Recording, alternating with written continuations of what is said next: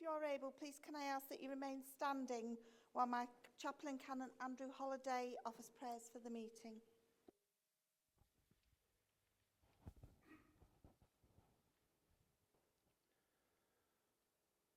So as we pause at the beginning of this meeting, let us gather the thoughts that we have of this day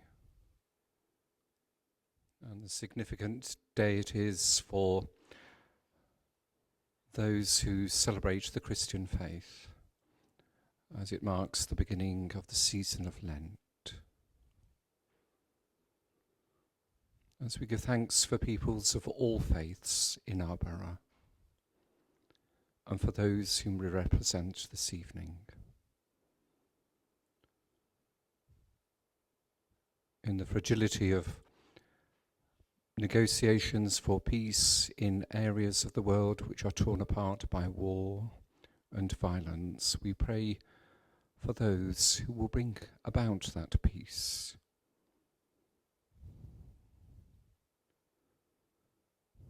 We pray for a generosity of heart this evening, as those things which are discussed, which make a difference in our borough, will indeed be brought about by wisdom, careful thought and consideration for one another, and a sense that we make a difference in the decisions that we make.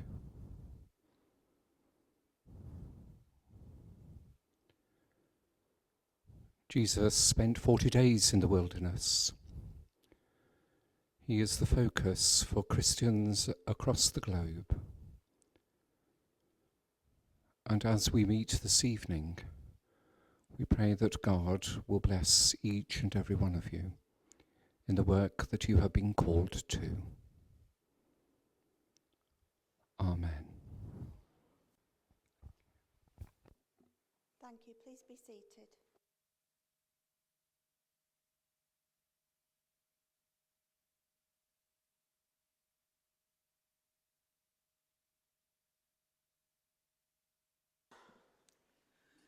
Good evening, everybody. I'll just run through some housekeeping prior to tonight's business. We're not expecting a fire drill, therefore if the alarm sounds, please follow the officers who will lead you to the nearest fire exit, where we will gather at the assembly point on Believe Square. Officers will assist members of the public who are in the gallery. Can I remind members of the need to respect each other, and I will continue to chair these meetings fairly and to show impartiality. Everyone is welcome, but should be aware that they should not interrupt or disrupt the proceedings. No one in the public gallery may take part in the meeting. Disruption may result in removal from the public gallery or an adjournment of the meeting in accordance with Rules 18 and 19 of the Council's Rules of Procedure in the Constitution. The rules of conduct for the meeting have been circulated to members in advance of the meeting. This meeting has the capacity to run for 4 hours and beyond. Therefore, I may be calling for a comfort break at some point during the meeting to allow members and officers the opportunity for a short break. I will add any time taken to the guillotine and announce the new guillotine time following any breaks.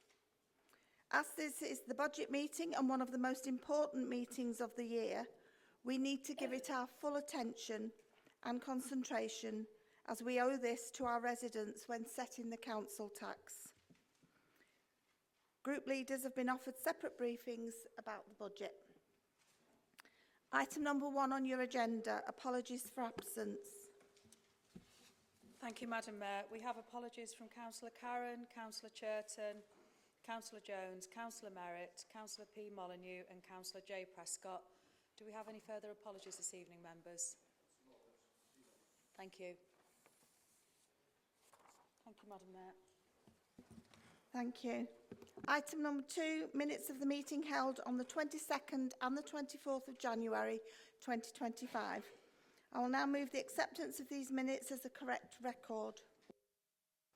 Happy to second, Madam Mayor.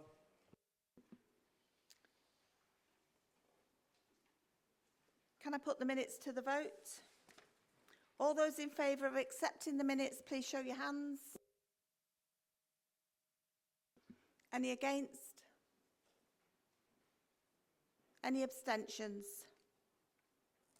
Thank you, the minutes are accepted. Item number 3, Mayor's announcements. You've been given a tube of Smarties to enjoy, which should be on your desk in front of you. If at all possible, can I ask you to refill the tube with 20p's and return it to my secretary, Suzanne, in aid of my charities, which are Wigan and Lee Hospice and Talk First. If you would like to eat the Smarties during the meeting, please feel free. The Smarties tubes, I'm told, hold a nice rolled up note inside them. And if anyone would like to leave anything tonight, the bucket for donations of the tubes is near the door, the purple bucket. My chaplain has a famous red bucket. My bucket is purple. Item A, important dates for the calendar. This month brings 2 important days in our calendar. Wigan Borough will join the rest of the world in marking International Women's Day this week. There are a number of events throughout the borough, and this year's key theme is rights, equality and empowerment. Later this week is the National Day of Reflection for the COVID-19 pandemic. 2 ceremonies are being held on Friday in our local places of reflection in Lilford Park in Lee and Mainsfield in Wigan. The main day of reflection falls on Sunday the 9th of March, and we are encouraging all residents to visit these sites to acknowledge and remember the sacrifices made during that challenging time. And I'd like to invite all members to attend either on Friday at one of the sites or on Sunday as a personal attendance. Item B, the Mayor's Ball. I would like to remind members that tickets are still available. There's not that many left for the Mayor's Charity Ball, which will take place at Killay Court on Saturday the 26th of April. The event will start at 7 p.m. Please either contact myself or the charity committee if you would like a ticket. All monies raised will support my charities, again, Wigan and Lee Hospice and Talk First. Your support will be very much appreciated. Item C, Councillor Anne Collins has been nominated and appointed as the deputy, as Deputy Mayor for the 2025-26 municipal year. This will be formally voted through Council at the AGM on the 21st of May. Item D, we've got one extra item on the Mayor's announcements. The lady sitting to my left, Diane, is taking early retirement. She's far too young to do that after 20 years service with the council. And I think I would like all of us to join in saying thank you to Diane for the years of service that she's given, not just to the council, but to each of us as councillors. And I know this last year I couldn't have managed without the support of Diane. Stop it, you're going to make me cry as well. So as just a small gesture of our thanks, we'd like to present you with some flowers.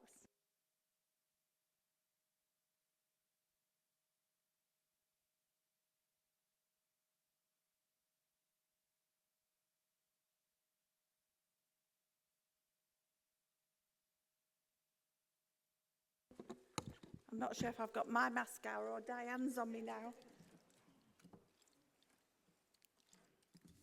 And I've lost my page in the script. Okay, back to the formal agenda. Item number 4, declarations of interest.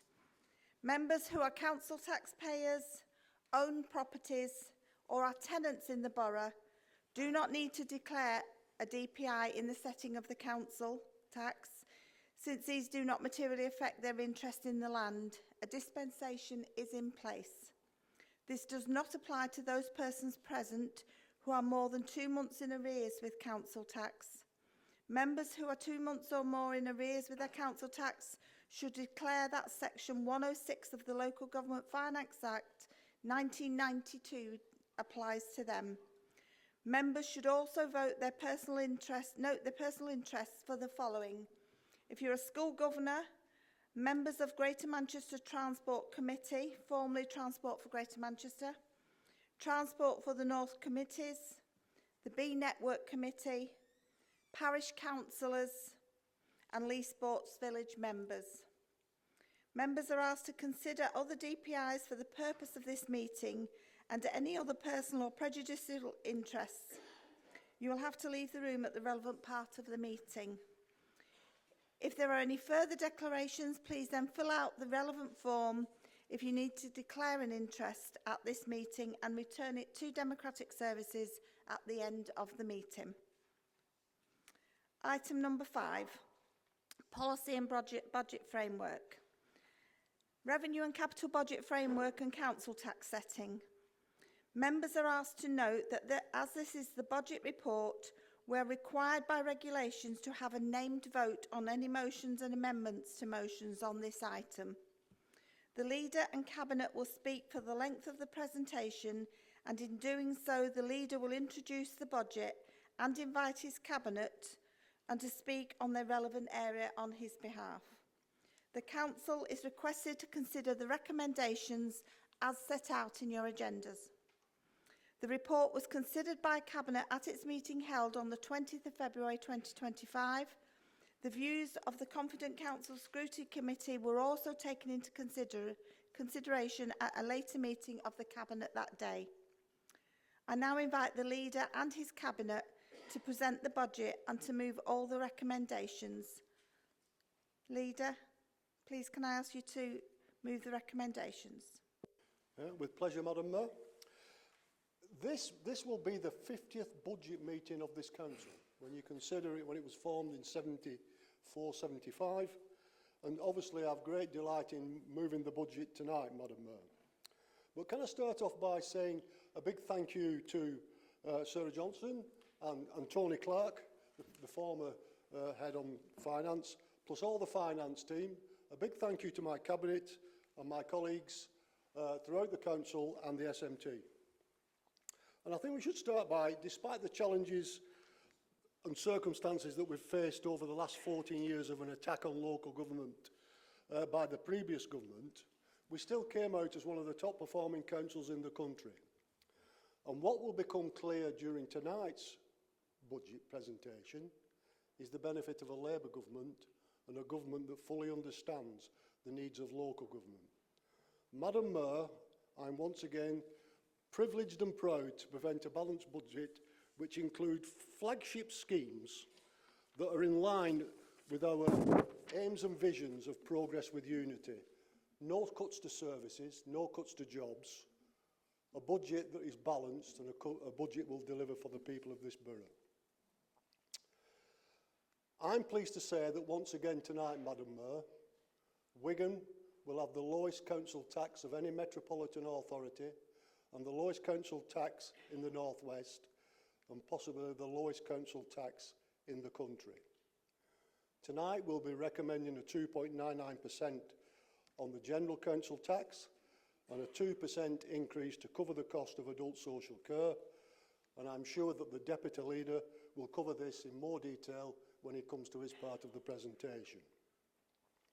As in previous years, I will be inviting members of the Cabinet to make those statements on the part of the budget that represents their portfolios. We should be rightly proud and pleased as a council as we continue to deliver over 700 services for the 300,000 plus population of residents of this borough. And many of these services, as we all well know, have won national recognition for the quality of services that we deliver. I think it's only right that we mention the work that's already underway in the borough as part of what we want to see delivered for the people of this borough. The work in the town centre on the galleries is now well underway, but I would also like to thank our MPs for securing the funding for Hay Hall, Lee Town Centre and Ashton at a time when it became clear that the former government funding was not cast in stone. And I firmly believe without the intervention of our MPs with a Labour government, we may not have received some of that funding that was provisionally and promised as a false promise. A total investment of over 230 million. And we received the news, did we not, this week? A further 20 million for Lee, which once again is being delivered via a Labour government. I would also like to mention the cotton works. We recently appeared on TV, unbeknown to me, in terms of what was being delivered down at Eckersley's Mill, the largest brownfield mill restoration site in the country, which includes the redevelopment and the delivery of 800 residential properties and a creation of over 1,000 jobs. And this in itself is a £250 million investment in our borough. We will announce tonight we will continue our investment in our young people and the services that we provide for young people, and Councillor Bullen will touch on that even more in her presentation. But I would also like to mention, Madam Mayor, I was privileged to attend the borough's sporting event last month down at the Edge, where the professional clubs that are based in our borough attended. This was a chance for our young people, over 450 young people, to meet their sporting heroes and to listen to the advice and guidance that these people could give them. This was on the eve of the first Battle of the Borough Super League game. And every person who attended that event got a free ticket to the game, which certainly shows the unity that's now taking place across this borough with all our sporting clubs. Obviously, I'll keep it down, but the Leopards won this game. I was just watching for who was cheering and who was standing up then, just to make a note. And I actually did consider whether we should invite the world-famous Michael Buffet, the man who shouts, "Let's get ready to rumble," to attend all our council meetings. But when I saw the cost of the fee, I thought I'd leave that out. But certainly, that was a very memorable event that will stay in young people's minds for a long time to come.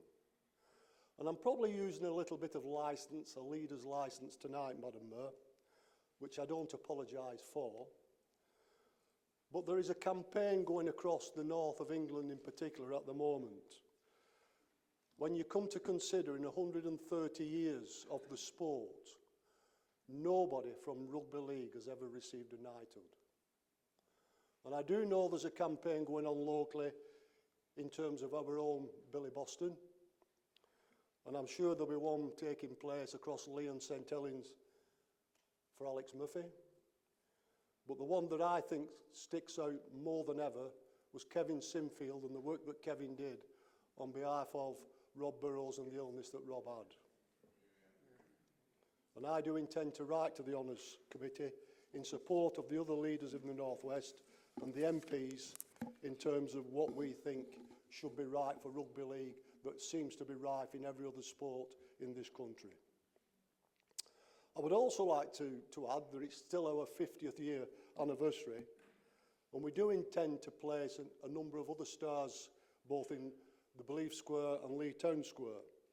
And I'm pleased to announce tonight two of those recipients, one being Sanjay Arya, OBE, who's head of medical services at WWL, and I think many of us know the hard work and guidance that Sanjay has done while he's been at WL, and I firmly believe the population of this borough owe a lot to Sanjay, and I'm more than happy that Sanjay has accepted that offer. I would also like to offer one, who's now rightfully accepted, Tom Walsh MBE. Tom is well known across Wigan, particularly for his historical and mischievous antics that he sometimes gets up to, but Tom was even honoured by His Holiness the Pope for the work that he does with the church, and I think he's a very worthwhile recipient. There will be others, so watch this space as we continue in our 50th year.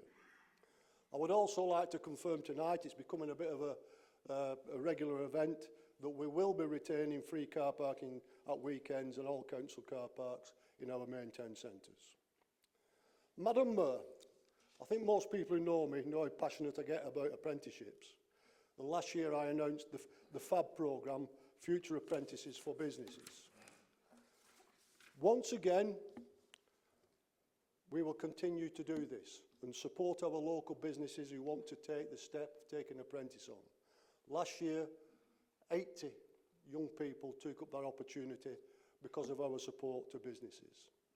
Over the years, this council has actually put in over £2 million in apprenticeship schemes in recent years. And hundreds of young people across this borough have benefited from that. And even within our own organisation, we currently have over 200 members of Team Wigan who are currently on that apprenticeship journey. And this makes such a difference, not to just to their lives, but to the lives of their family and everything that goes with you on that road in your life. I've recently been privileged to visit a number of social housing schemes across the borough, and Councillor Gambles will go into more detail on what we aim and want to deliver in the coming year. And it wouldn't be a budget meeting without Councillor Reedy giving his address, and I'm sure he'll touch on the continued investment that we've got within our leisure facilities and communities. There will be continued investment in our environmental services, and Councillor Prescott will cover that in his presentation. We do look forward to the year ahead, full of confidence in delivering the priorities for our residents in line with our new era and progress with unity. And I'm confident that 25-2026 will be another successful year for this borough. Madam Mayor, I'm now more confident and with renewed optimism because we have a Labour government who fully understands what we deliver as a local government and support us as better than we've ever been supported before, Madam Mayor. So with that, Madam Mayor, I will hand over to Councillor Raymond to present the budget. Thank you very much.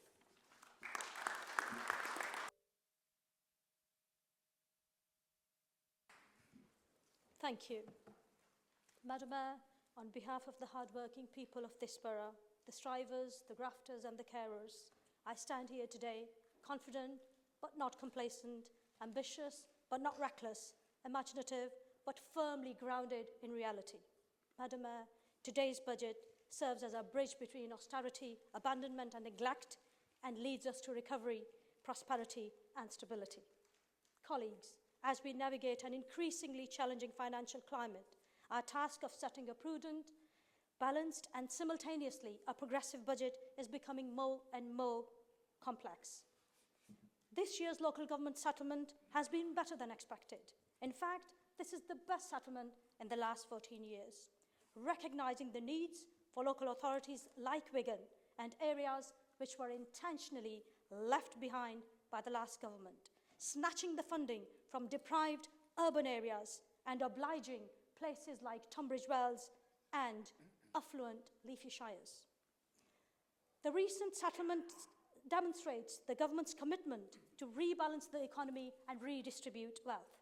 It shows the government's intent to providing more stability to local government finances, multi-year settlements, and redefining the relationship with local authorities as equal partners and not the poor relation as we were treated in the past.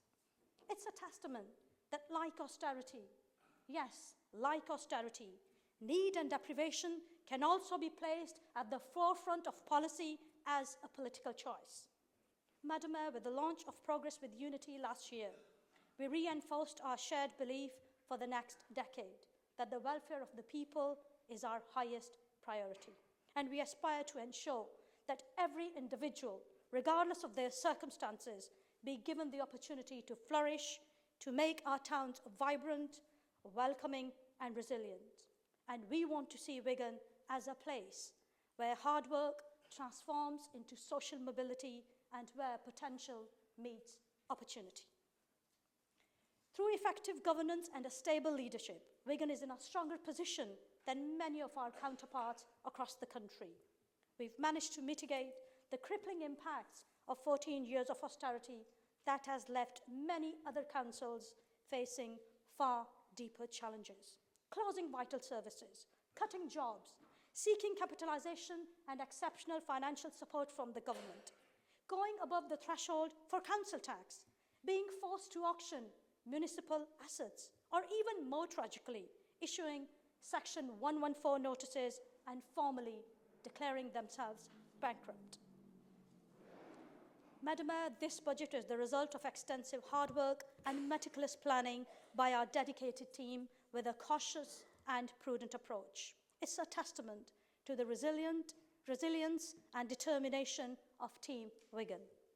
Colleagues, now let me turn to some of the technical elements of this budget. Tonight, I am proposing an overall revenue budget of £356 million and an ambitious capital programme of £176 million for 25-26.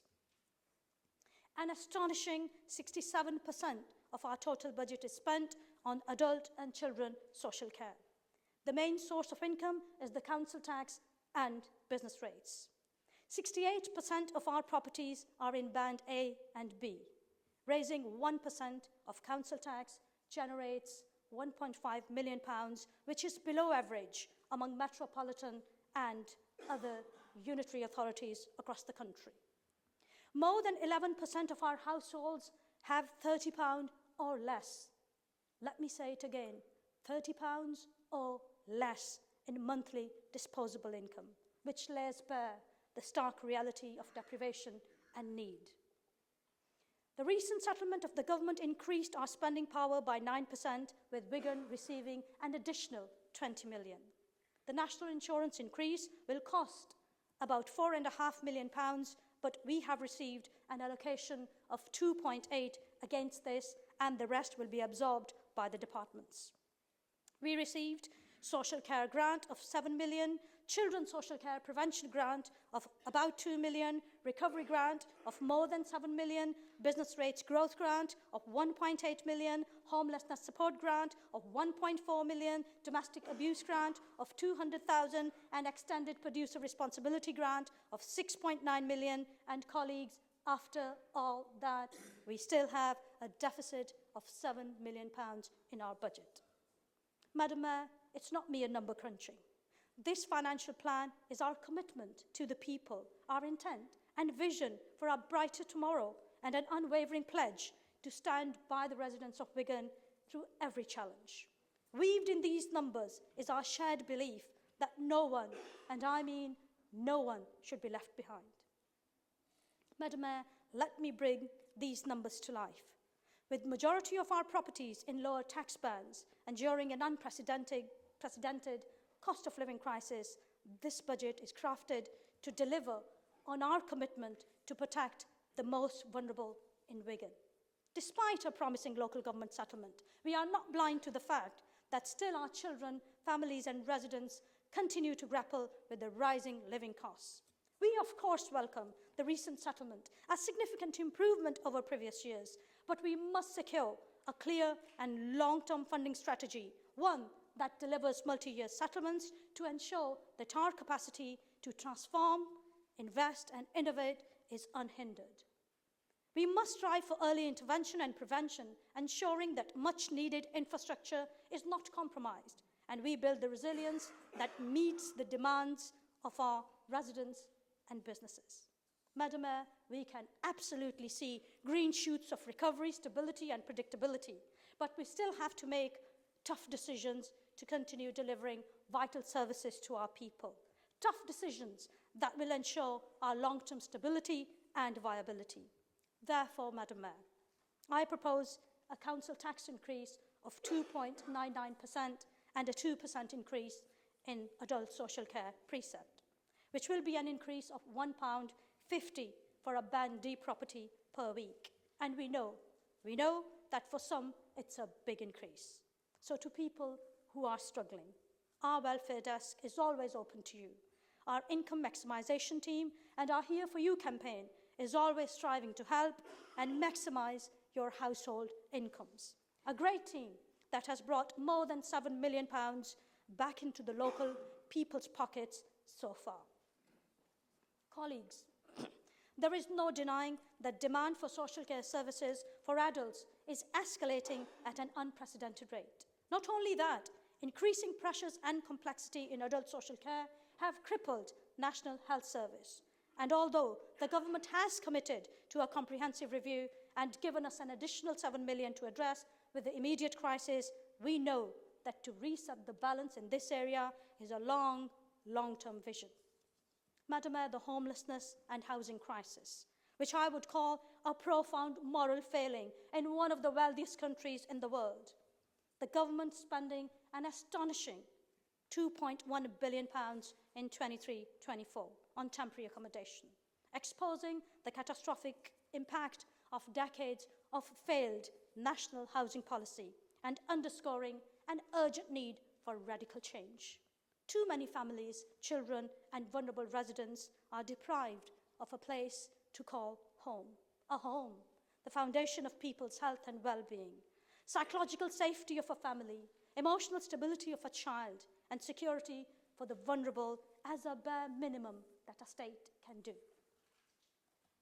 We all know that housing waiting lists are getting longer and longer.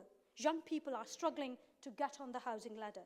Nationally, the age of social housing, issues of mould and damp, and the aftermath of Grenfell tragedy have laid bare the inequalities, deprivation, and the paralysis of the system. I believe local government must move decisively to build council homes on a large scale, which are truly affordable and energy efficient, so people are not pushed into some of the exploitative private rented sector, paying unaffordable rents and charges, and are never being able to get on property ladder. But Madam Mayor, coming back to Wigan, last year alone, more than 200 families lived in temporary accommodations, costing us £3 million. Well over 12,000 people remain on our housing register. These figures are a stark reminder that far too many do not have access to a safe and secure home. And whilst I welcome an additional 1.4 million from government to deal with the immediate crisis, and the government's commitment to build 1.5 million homes in this Parliament, we need urgent action and resources to meet the urgent needs. Madam Mayor, locally, we are ambitious for our people and believe in not only building and deliver social housing, but we are also driving the housing market locally. And I am proud to say that next year, more than £30 million will be invested to deliver more homes. Not only that, we are incentivising and collaborating with the private sector to deliver on our housing needs. And as the leader has already mentioned, projects like Cotton Works, the largest brownfield site in the country at the moment, aspiring to deliver more than 800 homes, and Wigan Town Centre project, promising to deliver more than 400 homes at the heart of the town centre, to name a few. Colleagues, nationally, children's services have been struggling for a long time, and issues like delayed mental health and learning disability diagnosis, out of the borough placements, lack of investment in early help and prevention, and home-to-school transport are worsening every day. Wigan has more than 600 looked-after children. 20% of our children are living in abject poverty. Colleagues, this is the biggest time bomb we are dealing with today. Although the burden in children's services, the budget in children's services is doubled since 2019. Pressures in this area are still consuming any efficiencies or savings made in other directorates. Local government has long been advocating on this issue, and whilst the current government has recognised the scale of the crisis and provided us with an additional 2 million in social care prevention grant, we must reform the system to see any long-term positive change. Colleagues, we all know that street cleaning, potholes, highways and fly tipping are major issues for our residents and critical for the local pride. So I am delighted to say that after receiving £600,000 from Greater Manchester to fix potholes, we are match funding and making it more than £1 million to improve in town centres, fix potholes and other initiatives to ensure that our towns look vibrant and welcoming. Madam Mayor, now let me turn to reserves, critical for our survival. I can recall that not long ago, we were criticised for having healthy reserves, and we kept saying that these reserves were there for a rainy day. And colleagues, we've all seen we've had many rainy days in the last decade. COVID, austerity, energy prices, and the ongoing cost of living crisis.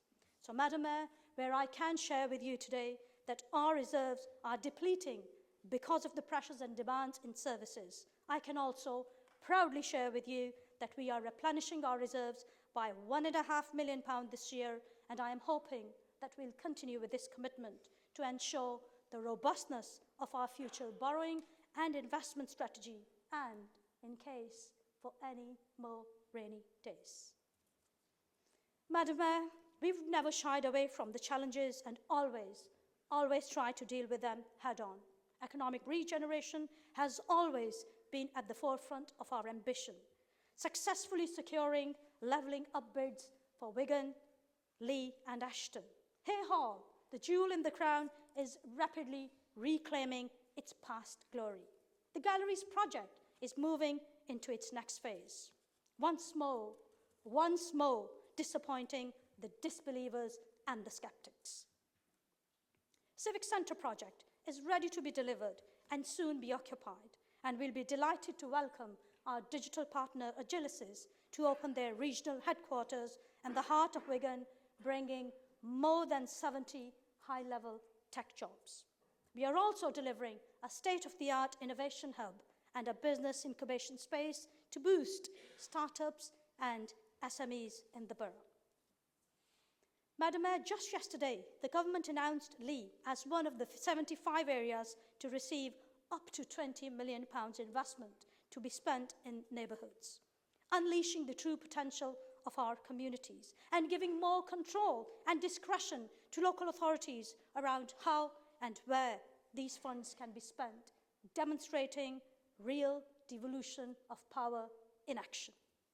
So, Madam Mayor, with Civic Centre near completion, galleries in its next phase, visible progress at Hay Hall, King Street, Ashton, and brand new neighbourhood funding for Lee, I am proud to say that at this moment, Wigan's economy is taking strides by attracting external investments, bringing more jobs and prosperity, empowering local businesses, strengthening local supply chains, and above all, boosting local morale and promising a better tomorrow for all of us.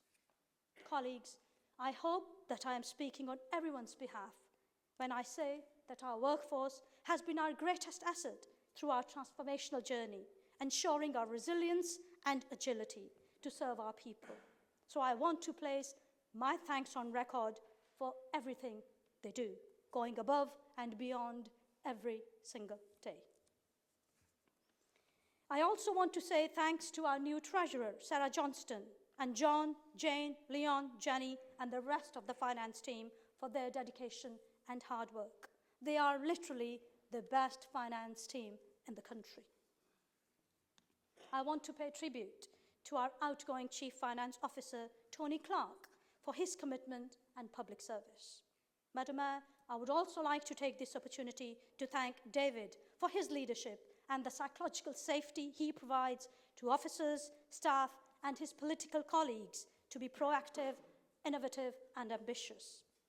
So finally, Madam Mayor, with welcoming a generous settlement from a Labour government, taking our first steps to recovery, with an ambition to reset the balance, recognising the significance of our voluntary and community sector, standing by our businesses, working with our schools, colleges and university, creating opportunities for young people, empowering our families and listening to our youth, I am proud to commend another balanced, prudent and a progressive budget to this chamber tonight. Thank you.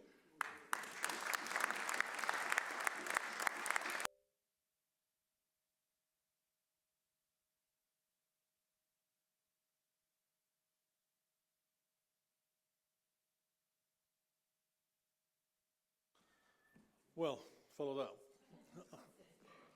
Madam Mayor, thank you for allowing me to speak this evening. Madam Mayor, I'll take this opportunity to look back over the last 12 months at our environmental services who perform a very essential role in keeping our borough cleaner, greener, cleaner and safer. This has been a year of real challenges, Madam Mayor, but also of great successes for the environment teams as they continue to deliver those crucial frontline services in the heart of our communities.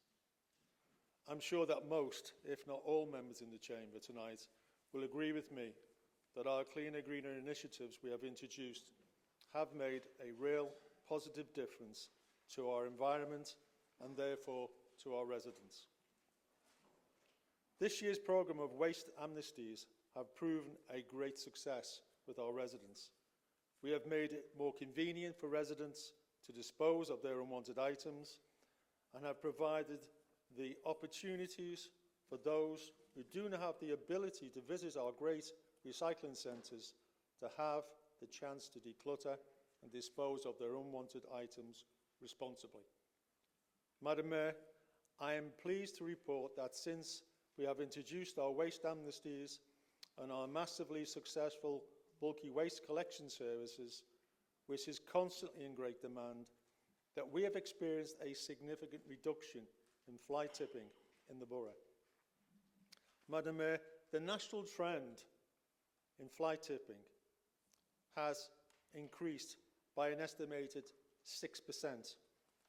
However, in contrast to that, we here in this borough are showing in some areas a reduction of as much as 19%.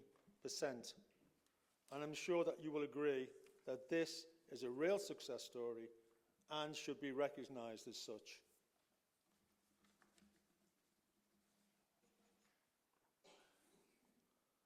In light of this, Madam Mayor, and to build on this ongoing success, and in line with our new Progress with Unity missions, we intend to deliver a more targeted programme over the next 12 months. We will use local fly tipping data and demand analysis to direct resources in a more focused way to target scarce resources where they are most needed. To underline this story of success, I am proud to announce that our environmental education team has been awarded by Keep Britain Tidy Team of the Year for Enforcement Excellence for their innovative work in tackling environmental crime. This brings me to our Keep It Clean and fly tipping prevention strategy, which sets out 7 key priorities to address both of these issues, which cost this council over £4 million a year. The strategy includes working with and supporting our community volunteers, businesses, and carrying out enforcement and investment in making the disposal of rubbish more convenient for our residents. Madam Mayor, over the last 12 months, we have invested over £150,000 in our waste amnesties programme, over £100,000 in providing additional street bins. At the moment, the number of bins we now have across the borough is some 2,000, ensuring we believe that we have the right bin in the right place. And we have also invested in excess of £250,000 in our bulky waste service. It is by keeping this service free of charge and allowing more items to be collected that may otherwise have been fly tipped that has helped us in the reduction in the fly tipping numbers. We also recognise the work carried out by our army of environmental volunteers, and I underline our continued support for them at all ways possible, inclusive of coordinating community litter picks and providing litter picking equipment, and also removing many thousands of bags of litter every year. Madam Mayor, another key element of our Keep It Clean campaign has been our media and marketing activities, which are aimed primarily at keeping all residents in the borough fully informed on our activities in this area. We have done this through the local press coverage, including the campaign launch of Great British Spring Clean activity, waste amnesties, Dog Patrol PSPO, and digitally through social media, online Google display, ads and radio, as well as engagement with litter picking focus groups. We have also engaged with our younger citizens in high school engagement, working with the Deanery High School and Bauer Radio to create a radio advert about the important topic of not littering and the impact of environmental crime in our communities.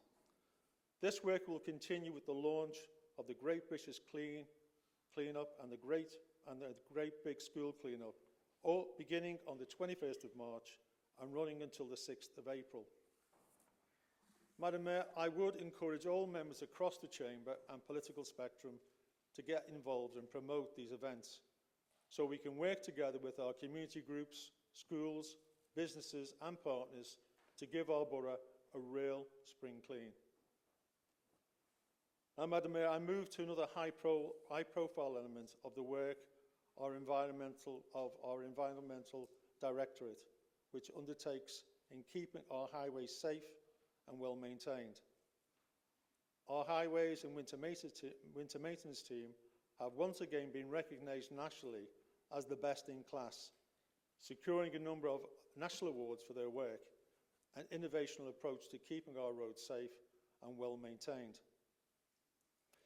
Madam Mayor, I am extremely pleased to announce that we've been able to secure an additional funding of £1.8 million from GM City Regional Sustainable Transport Settlement, meaning that we will be investing approximately £7 million over the next 12 months in resurfacing our highways and footways, and the funding is ring-fenced for highway maintenance and also includes road servicing and additional funding for pothole repairs. That, Madam Mayor, I believe is across the borough. I also believe with this announcement supersedes any requests for additional funding. Over the last 12 months, we have resurfaced 17.6 miles of our roads. Our condition data shows that just 2.5 of Council's principal road networks is categorised as needing maintenance soon. This is set against the national average of over 5%. Further to that, I can add that 96.5% of all reported potholes and minor repairs are being repaired within a set period of time. And this is set against a national average of 81.47%. And for the last 5 years in a row, 100% of highway safety inspections were completed on time, set against a national average of 92.4%. The team's performance in these areas has seen a 92% reduction in financial costs to the Council in handling highway claims. Madam Mayor, I will finish by saying that underpinning this great performance of the Environmental Directorate has been strong financial management, which is at the core of everything that this Council does. I am pleased that I am able to say that the service is now forecast to come in on budget, which, Madam Mayor, reflects the tremendous effort given the challenges and significant increase on demand on the service. I would like to thank the team personally for their efforts, and I also offer my personal thanks to our financial colleagues for their guidance and support, which has proved invaluable. Thank you very much, Madam Mayor.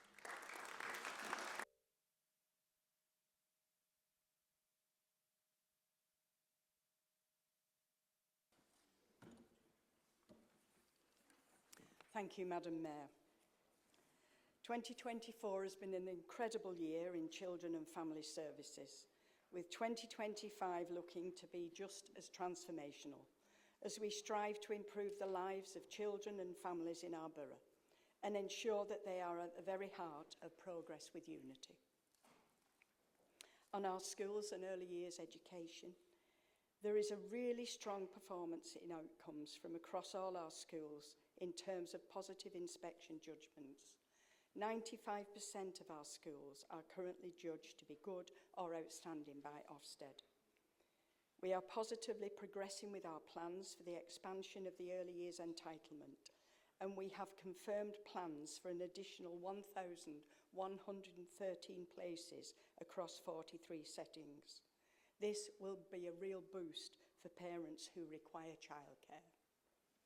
Also, we remain focused on strengthening outcomes for SEND children and young people, in addition to attendance and inclusion as key priorities across all the phases of education. The leader mentioned the progress with Unity Sports Summit, and I'm smiling because it just was such a smiley, wonderful day. It was truly inspirational that the speakers from our local community clubs shared their stories, and the children were just in awe. And I know it will inspire future generations to come. And the feedback from schools, from parents and pupils has been overwhelmingly positive. And we're looking forward to what the future holds as we continue to grow opportunities through these remarkable partnerships that we have in Wigan. Now I need to mention Ofsted. Ofsted visited us in October last year, and they undertook a focus visit in relation to care leavers. And the inspectors told us that leaders have shown consistent and strong ambition for care leavers to achieve. Significant financial investment by the local authority and partners means care leavers experience a comprehensive local offer and benefit from increased resourcing into the service. They also said that there is a tangible commitment by senior leaders to support care leavers to stay close and keep in touch. I am rightly proud of this feedback, and I've shared this with the service. Children and young people in care.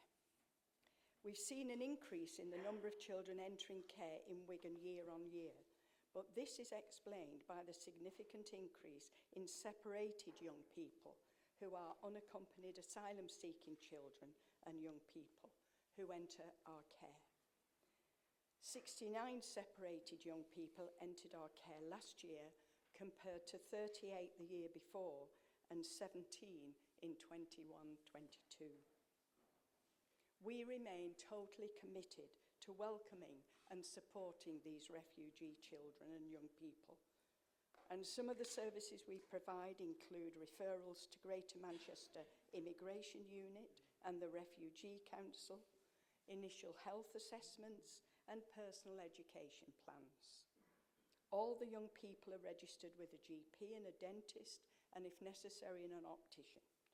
The young people have access to essentials such as clothing and toiletries.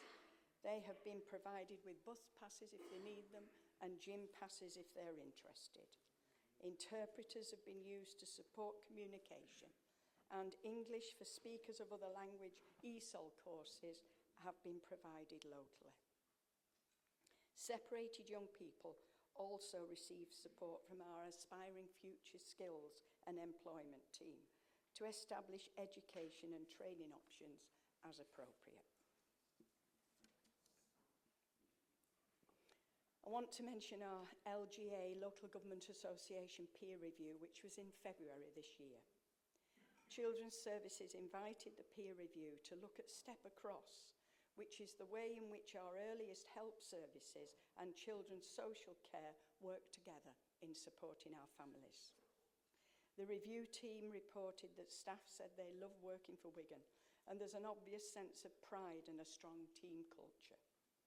They also reported that leaders are passionate about improving the lives of children and are ready, accessible and visible to staff, and there are strong relationships between partners, which is reflected both strategically and operationally. In children's social care during the last year, we have invested in the new practice model of family safeguarding. We've received positive feedback from families in this new way of working, and we have seen more families helped much earlier. We've developed comprehensive and detailed performance governance and a quality assurance framework. We can see evidence of intelligence from data analysis and quality assurance findings being used to develop excellence in practice, both in social care and in the family help service. A note about our children's social care workforce. Our workforce transformation programme continues to go from strength to strength.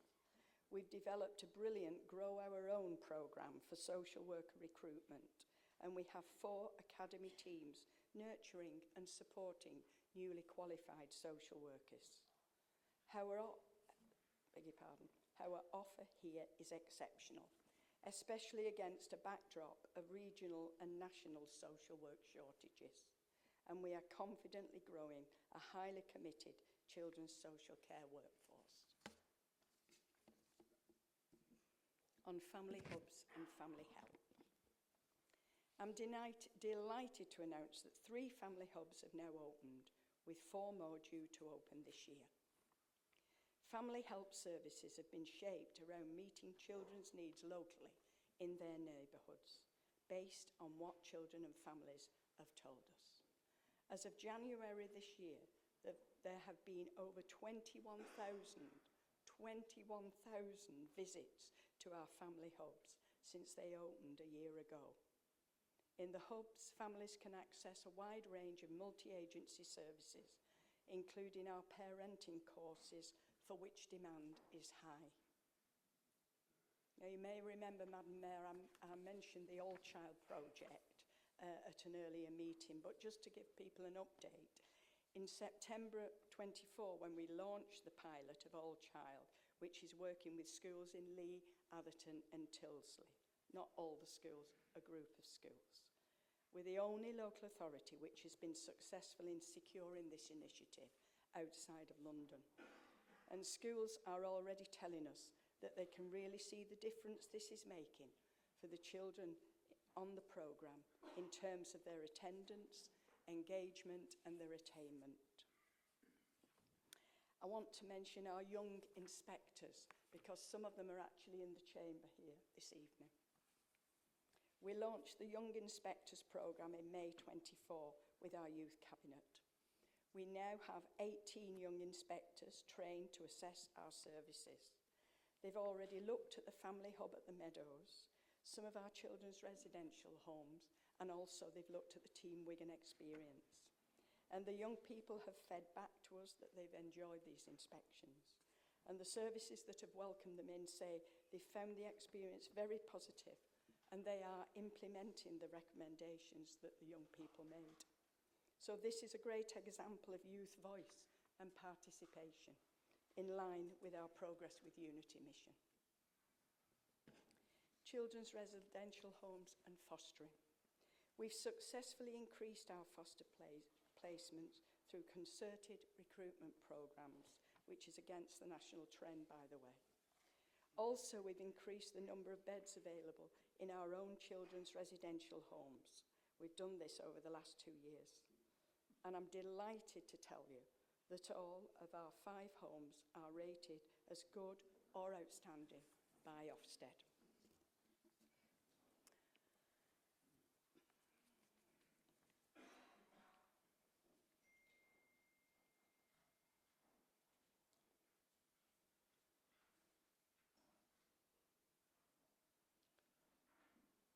The final area that I want to cover, Madam Mayor, is on the important issue of safeguarding.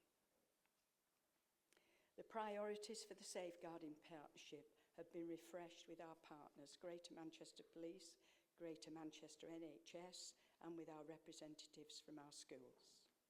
Our Progress with Unity missions underpin the Safeguarding Partnership vision, and the priorities for the partnership are neglect, domestic abuse and complex safeguarding. The partnership has worked hard to ensure that we have a strong system response to children experiencing extrafamilial harm, as well as the broader context of harm and exploitation that sadly some children and young people may face. So, looking ahead. The Children and Young People Strategic Partnership Alliance, which is our high-level governance, has been working on priority areas in collaboration with stakeholders, including children and young people, over the last 12 months. The group has now refreshed their priorities in line with Progress with Unity, and the Alliance has therefore been renamed the Progress with Unity Children's Board, and it will officially launch on the 31st of March 25. This coming year will also be important as we work on responding to significant but very welcome changes to the system in relation to national curriculum, Ofsted and other changes proposed in the Children's Wellbeing and Schools Bill. We're preparing for an HM inspection thematic visit on out-of-court disposals in Reach, specifically in our Youth Justice Service, and that's later this month. We're also expecting further regulatory inspections in special educational needs and disability, and also children's social care this year. This work will continue alongside maintaining and enhancing our very high quality offer to children, young people and families. And I'd just like to say in a final moment that I want to applaud the work of everyone in our Children's Services Directorate under the leadership of our Director, Colette Dutton. They are just so totally committed to making a difference and improving the lives of our children, young people and families. I believe this service is second to none, and it's in Wigan. So I applaud them all. And I would just like to say that I feel it's been an absolute privilege personally to have been able to work alongside them for a few years. Thank you, Madam Mayor.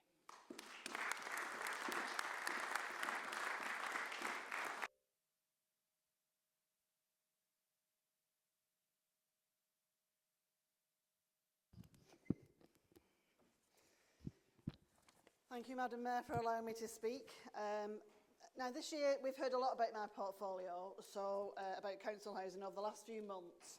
So where it's been clear where the priority is for our housing revenue account to ensure that tenants have a safe, comfortable home, so that the repairs are done, the maintenance and the health and safety improvements are paramount from a council house perspective.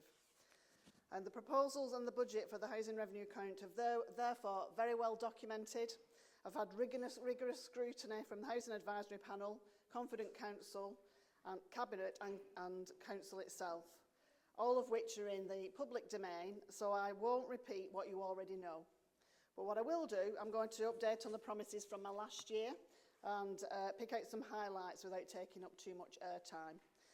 I think we all agree in this chamber that there's a desperate need for more council housing, which Councillor Raymond very clearly outlined, and it is a difficulty that we're all facing.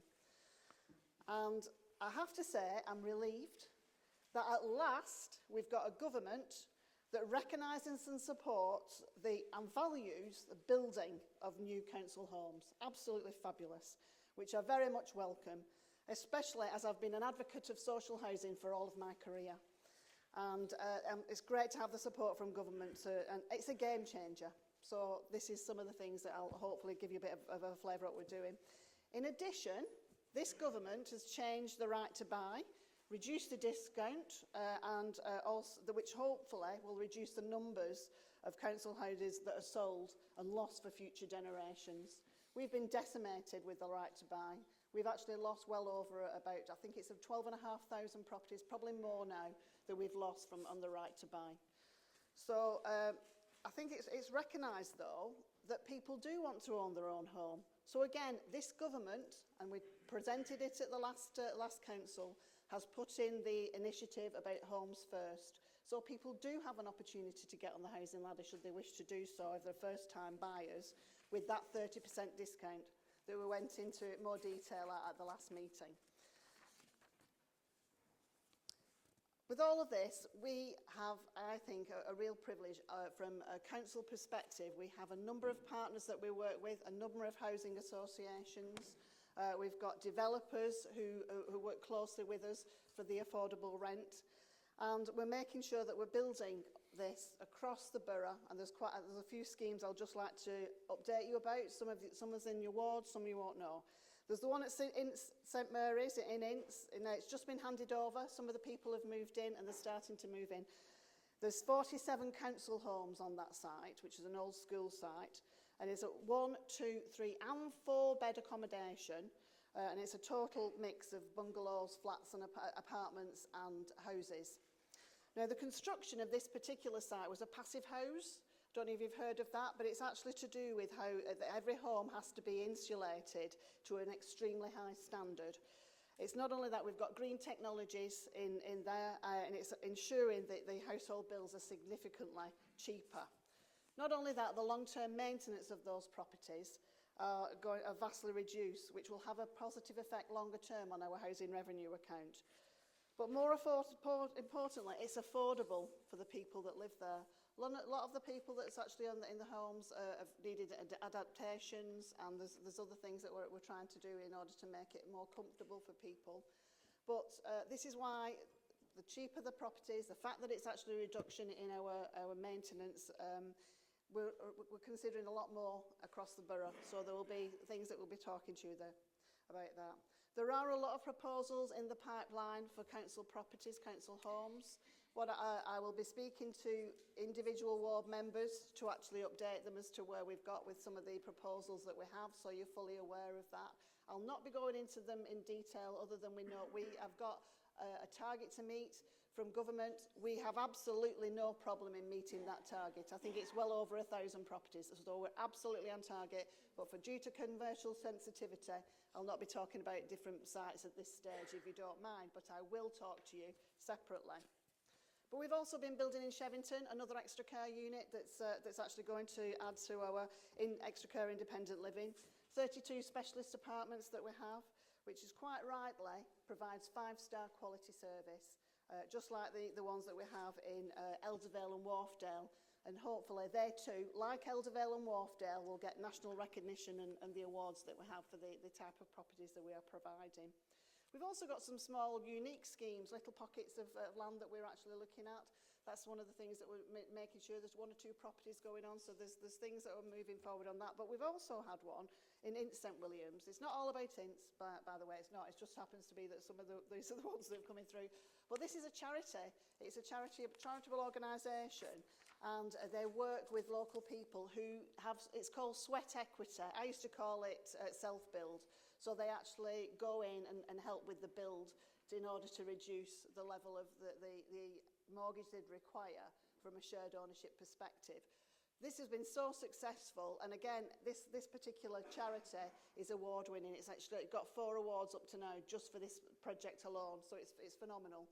And the community that it's actually been developed as a result of this particular site is great. It's not just the people working on the site, which are now going to be neighbours, and they've become really good friends. It's also included the wider community as well. And so there's more of that we're wanting to do, so it's embracing that. So we will be doing more, and we'll let you know when we've got a little bit further on that, whichever ward it's in. There's work on Belgreen Lane, again Ince, I can't believe it's all Ince, is underway. There's a high demand there, and there's 12 one-bed apartments that's being developed.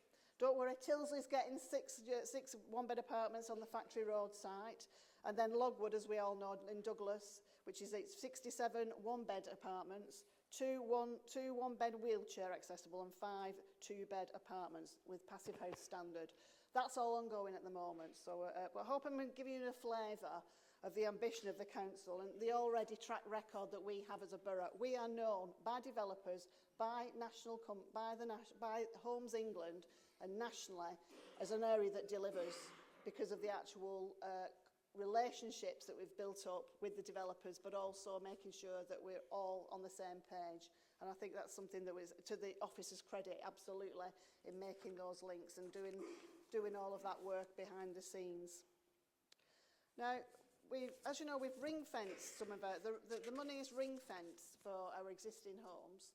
And absolutely, we are making sure that the money that we get in the housing revenue account is spent on the council properties, making sure that they're safe, they're warm, they're actually comfortable. So it's one of those things that we are doing, and I think it would be remiss of me. I know it's already been mentioned by Councillor Raymond about the Here For You campaign. But I have to say, it's the phenomenal amount now that we've actually raised and put into people's pockets is 7.2 million. Please keep an eye out for your areas, so they're coming up doing pop-ups. Keep please reminding people to come and actually see us about that. But Councillor Raymond gave us some stark figures about household income, and many households are having less than £30 in the pocket. and a number of children in poverty locally and nationally is not acceptable. And along with that, the support from government, we're continuing to make inroads in targeted support and additional funding. We're also, I've got a consortium with the Voluntary and Community Centre. We're assembling that, much like the Avengers, because one of the things is it is a really difficult task to take on. But this will only strengthen the approach that we have, because of we are now a trusted brand, which I'm really pleased to say that, because people are using word of mouth and coming in to see us. But certainly our voluntary sector is absolutely a trusted brand to actually push them and guide them to where they can actually get support from.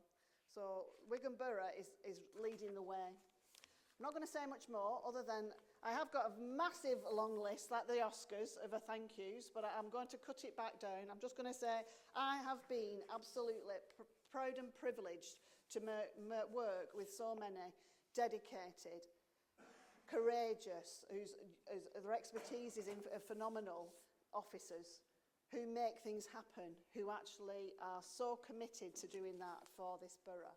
And I want to thank all of them. I've got quite a few directors and ADs that have kept me sane over the last 12 months. So thanks to them, but also the teams behind that. But it's also our partners, our developers, our housing associations have played a massive part, our community groups, and also a massive, massive thank you to our housing advisory panel and the tenants that are all involved with that. That's got involved. We've actually now got over 1,000 people saying they want to get involved with with us as tenants. But the housing advisory panel certainly makes sure that they are kept. I am kept held to account, of which I welcome. And I think also it's an enjoyable experience because we're making a difference. And that tanker that I talked about, that it took a long while to turn around, it is turning. I am delighted. Still more to do. We'll always have more to do. But this is what we're trying to achieve, making sure that the tanker's turning back to Britain. So thank you very much. Thank you.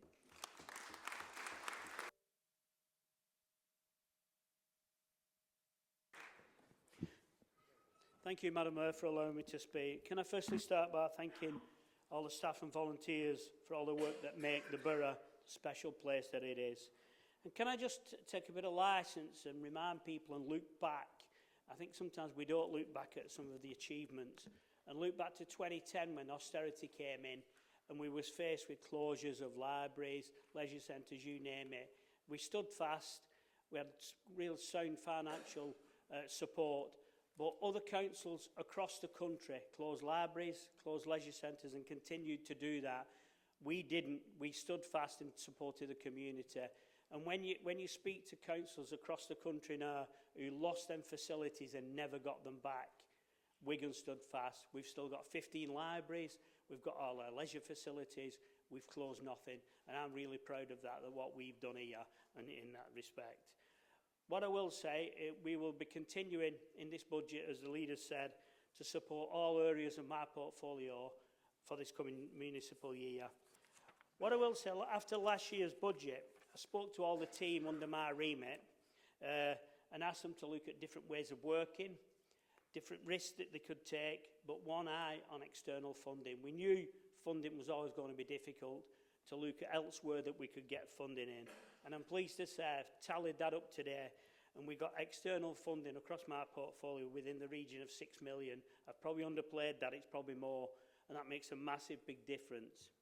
In our communities team, they've been instrumental in getting outside funding, but also bringing new projects on. You'll all be aware of the Match My project, which is seen now nationally as one of the best schemes going.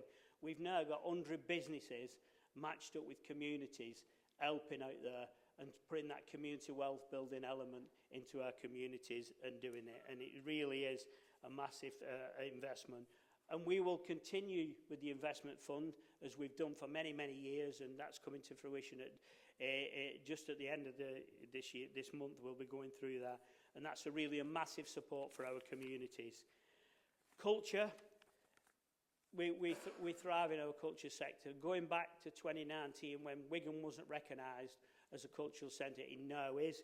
It's now seen, it's got national recognition, it's a shining light in the northwest and in the country, and the amount of funding that we bring in is unbelievable. Libraries. Can I just say that we all see that all members of all parties in this chamber see libraries as an hub in our communities. They've attracted funding from the Arts Council because they've looked at initiative ideas.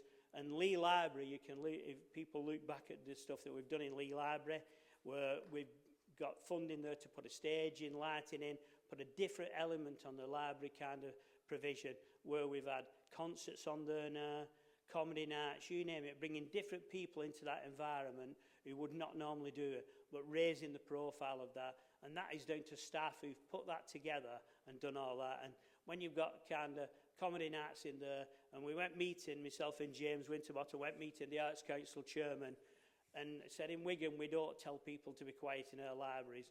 We go for it. We're banging. We're doing it. And he was overwhelmed with the idea of what we've done, and that's now being seen across the piece of doing that. Be well. In 2021, when we brought leisure back in-house, which was a really brave decision to do, but when we looked at the finances, we had a £5 million deficit. And I'm pleased to announce that come 2025-26, that will be down to £500,000 and even less, with all the hard work that we've done. And that is down to our staff as well, and the ideas that they have to do that. All our services and leisures continue to thrive, and the link to health is fundamental in our future with that. We continue to serve the community whilst being in a competitive commercial world. And our links to our sports clubs, as the leader spoke at, is essential to what we do. I'm going to finish with the PR team, who don't usually get mentions of things, but when you'll see our campaigns that go across the borough and actually save this council millions of pounds in doing that. But also, when many councils outsource a lot of the PR stuff, it costs us a fortune when they do campaigns and elsewhere. We do that all in-house because we get a better service and it's cost effective and it saves this council money. So, Madam Mayor, I'm pleased to put my portfolio forward and all the work that's been done, and thanks to everybody behind the scenes who make this happen, and it is down to the staff and everybody who's got the commitment. Thank you, Madam Mayor.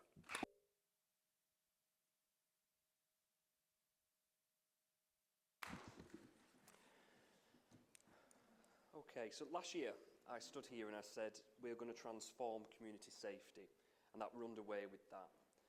This year we're going to go further. We're not just making commitments this time, we're actually going to see some real change delivered.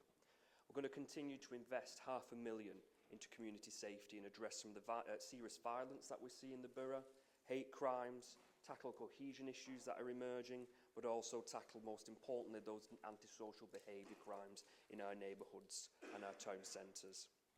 This is money that's going to go directly into our streets, into our neighbourhoods, our public spaces, and for everyone.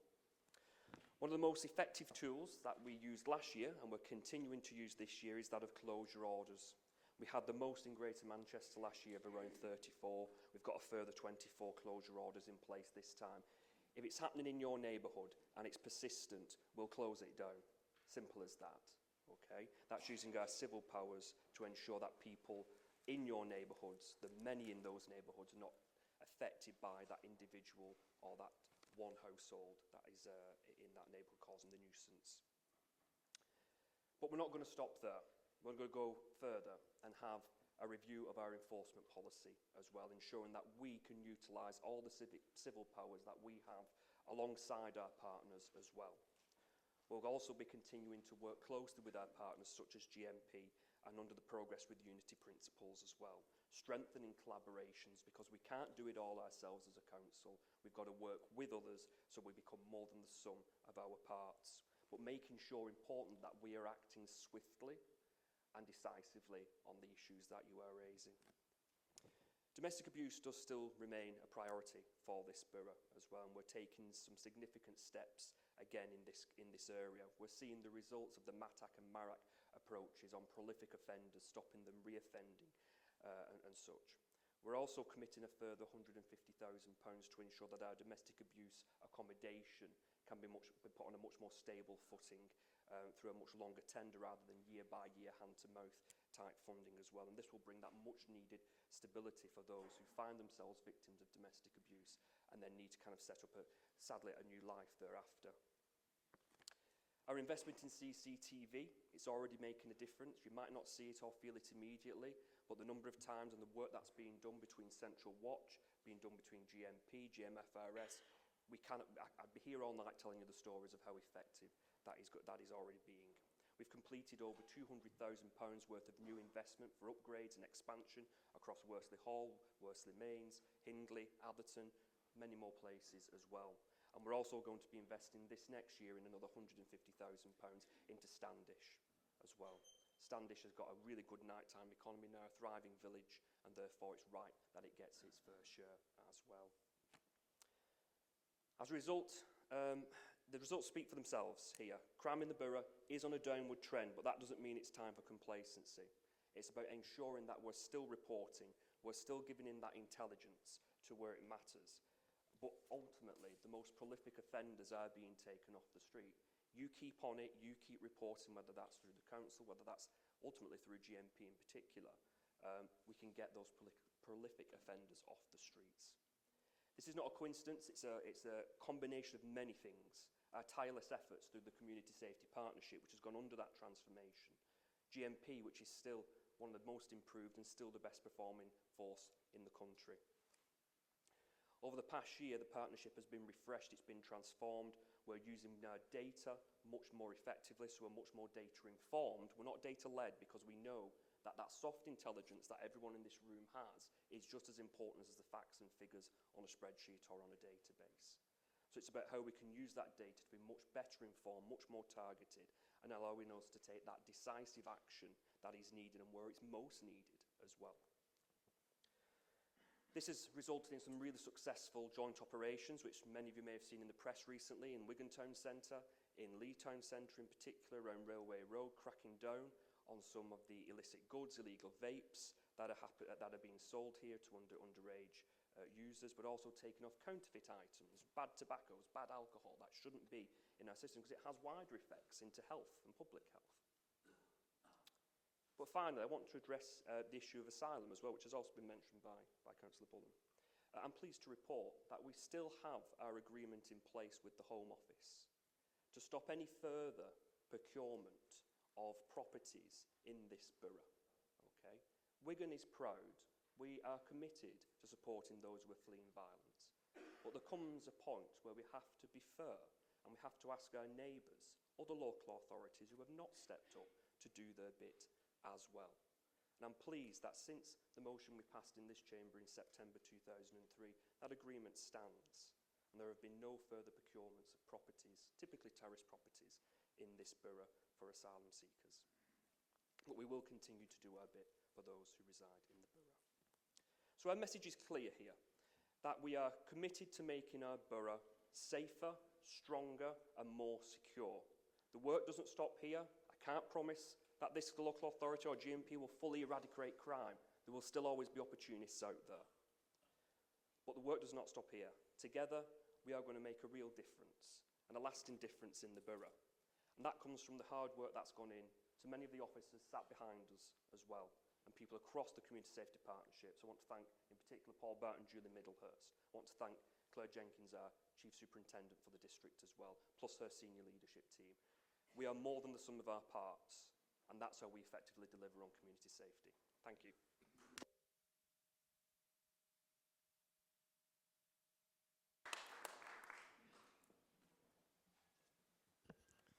Thank you, Madam Mayor. Obviously, I have a portfolio for adult social care, and that is it's the single most amount of money that the council spends. 36% of all our spending is on adult social care. It is a single one. So, in 2011, when we faced austerity, as Councillor Raymond identified, when the previous government took £160 million off this council, clearly with adult social care being the single major spender, that was a significant challenge for us. Well, not just for us, but for every authority that had had social care responsibilities. And so at that time, we took a stance of looking to invest more in prevention and early intervention and to transform the way we provided services. And so since 2011, we've had to take out something like about £40 million of efficiencies in adult social care. But we've done it in a way that transforms services and has actually produced better services and better outcomes for people. And that's underpinned by this role of prevention, early intervention, and ensuring that people have better lives at less cost to the council. And that's reflected in the comparative performance against other authorities. The other thing that we've managed to do is ensure that adult social care has had a balanced budget here, certainly for the last 7 years, and will continue to do so. That's standing aside 80% of councils with social care responsibilities being in deficit, a significant deficit. So we are one of the few councils that is within a balanced budget. And as I said, the comparative performance as a result of that against other councils, so the proportion of local, well, all our directly provided services are CQC rated good or outstanding, every one of them in adult social care.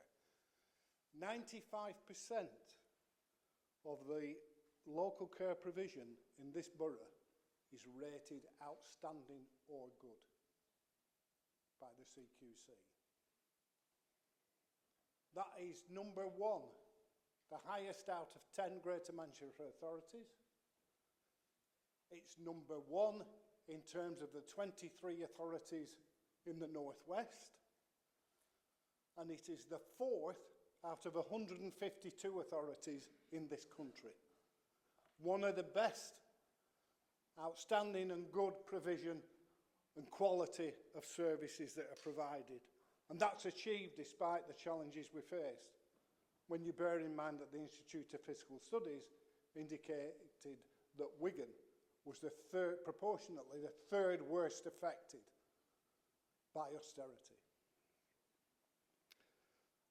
And other things we've done, and Councillor Gamble's referred to it a bit, in our housing portfolio report, indicated that specialist housing was really important in enabling people to live as independently as possible, to get the care they need.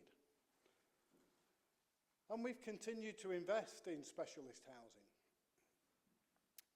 Since 2018, we have provided 180% more extra care housing within this borough.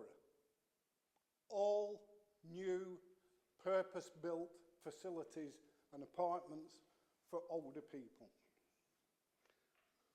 We've increased the amount of supported living services for people, supported housing for people with a learning disability, autism, and mental health disabilities. So we've done that despite the challenges we have. And that has now resulted, certainly in terms of supported living for people with a disability. 97% of young adults with a learning disability in this borough, 97% live in their own home or with family because of that. We're number one out of the 10 authorities, 1 out of 10 authorities in Greater Manchester. That 97% of people with a learning disability living in their own home. We're number one out of the 23 Northwest authorities that have responsibility. And we're number one of the 152 authorities in this country. We are the best provider for people with a learning disability in enabling them to live in their own home or with family. And that's what we've achieved. But as well as supporting vulnerable people, we recognise the value of the workforce in this borough. 9,000 people in this borough work in adult social care, whether it's for the council, the private sector, the voluntary sector. 9,000 people are employed. And so actually, not only the great work they do in providing that care to such wonderfully high standards, not only that, but they are part of the economic growth and development in this borough. They are a significant part of the local economy. And that's why, several years ago, this council agreed to pay and ensure the real living wage, regardless of age, was paid to all staff in adult social care, whether they're employed by the council, whether they're employed by people with a personal budget, whether they're provided by commission services. And so now, on commissioned services, 100% of staff working in commission services in this borough are paid the real living wage regardless of age. And that's something we helped to fund. But also, of the private sector, care homes, 91% of care homes are now opted in and supported to pay that real living wage. So, I don't know about the other 9%, they may well already pay it anyway. So nearly every person who works in adult social care, whatever their age, is paid the real living wage. That's about rewarding them for the work that they do, but also ensuring that regardless of age, they get that. And interestingly enough, what's the result of that? Well, nationally, in commission provider services, the staff turnover rate is 29% nationally. That's the staff turnover rate. In this borough, it's 3%, showing that people working in adult social care in this borough feel valued, enjoy the job, and do not move on and on indefinitely. And interestingly, 50% of the people of our home care workforce are under 30.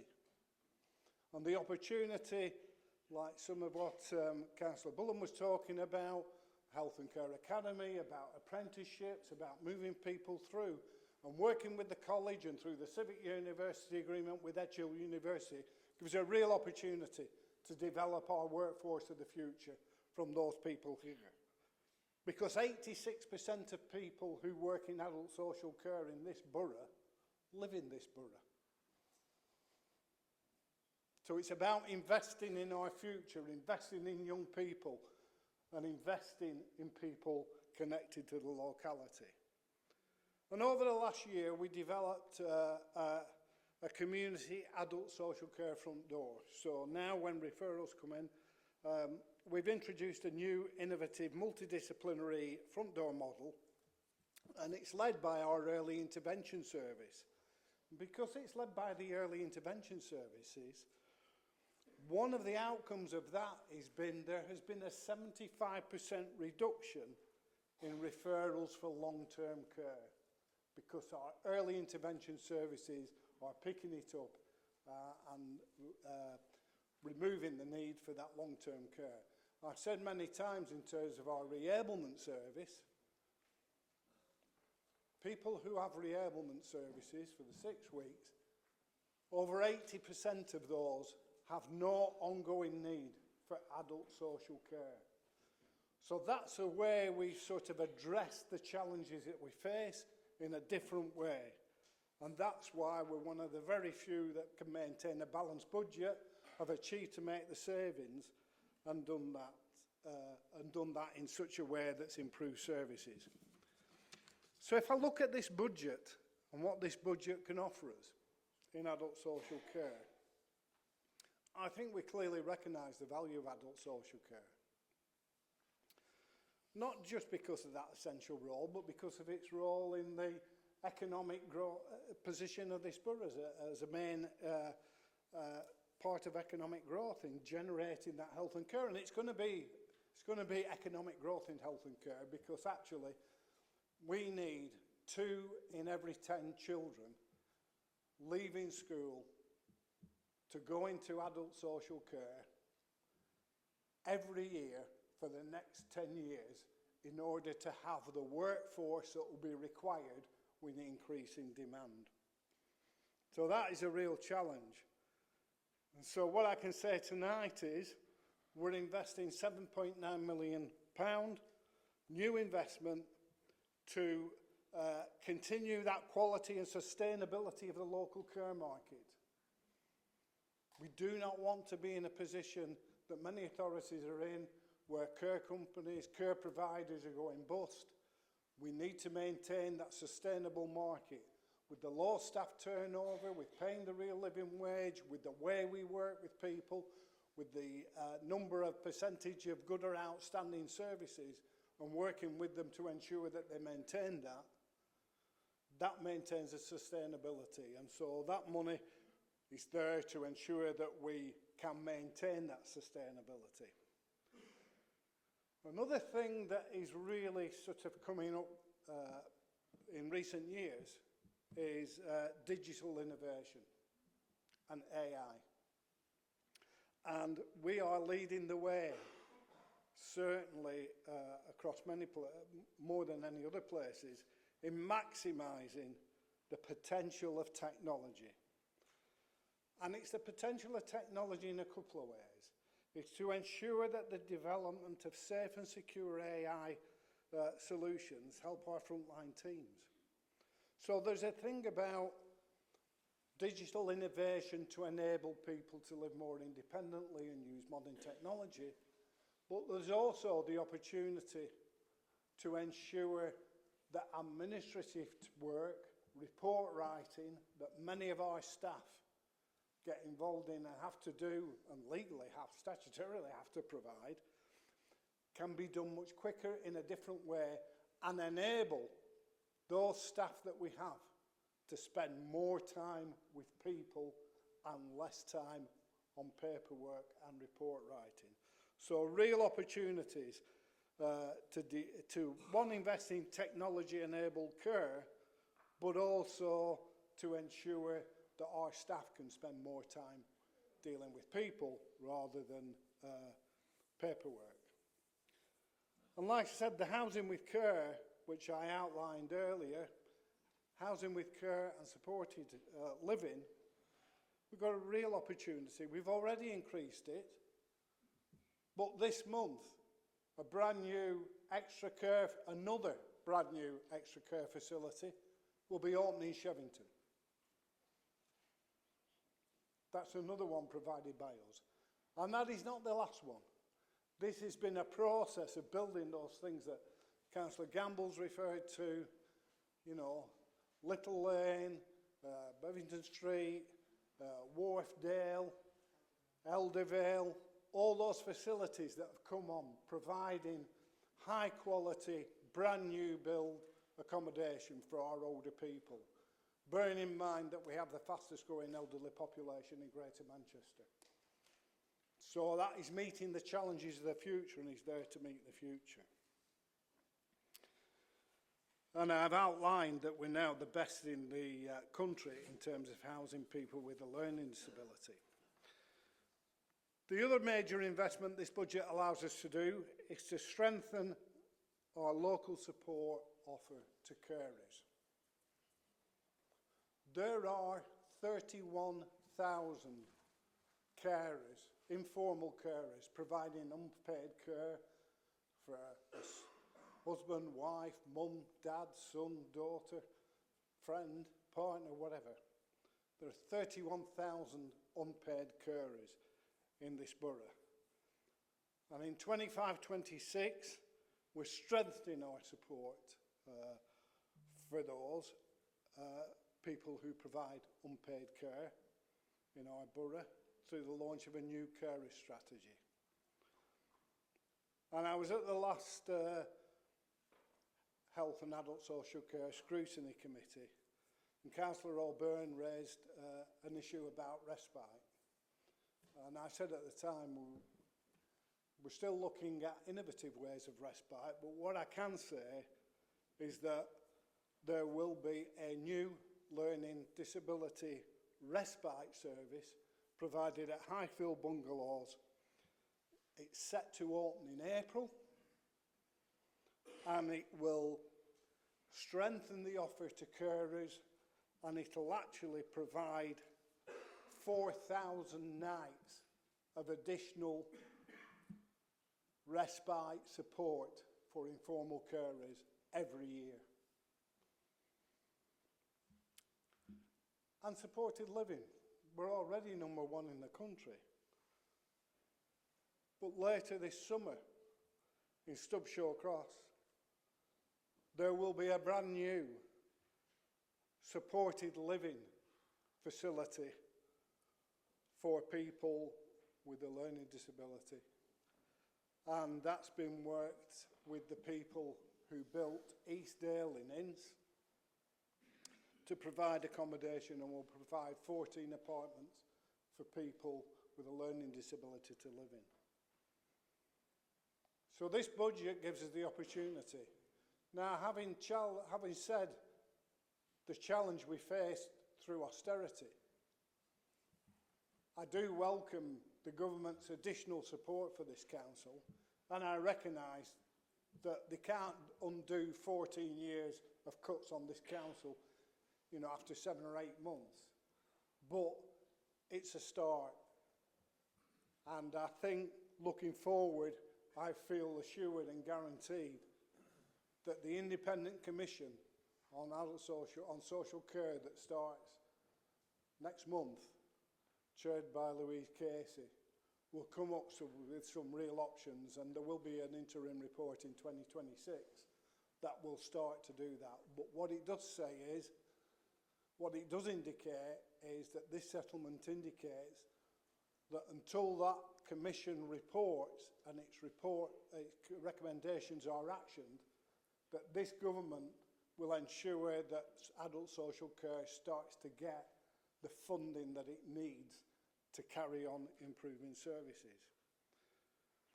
And part of my other responsibility is for public health. Councillor Fletcher oversees that for me as the lead member. But what is welcome as well from this government is that after years and years of cuts in the public health budget, I think we had something like 26% cuts in the public health budget. And then if you add to that the challenges that came about because of the pandemic for public health and health, significant difficulties for public health, and so the new money is extremely welcome. And what we are intending to do with that money is to invest in prevention and early intervention, and one of the main things we are looking to invest in is improving child health to support our children and young people to get the very best start in life, and improving mental health and well-being are key areas of that investment. And so we know that as a result of the pandemic, the difficulty and the rise in mental health issues, and I know from my own grandchildren some of the impact that that time off school, the pandemic, has had on their mental health in terms of anxiety and things like that. So there are issues. So definite work to be done, and the increase in that is welcome. I also like to welcome, if you remember, I moved a motion at this council about funding for hospices, and got the support, unanimous support of this council, about the need to ensure fair funding for hospices.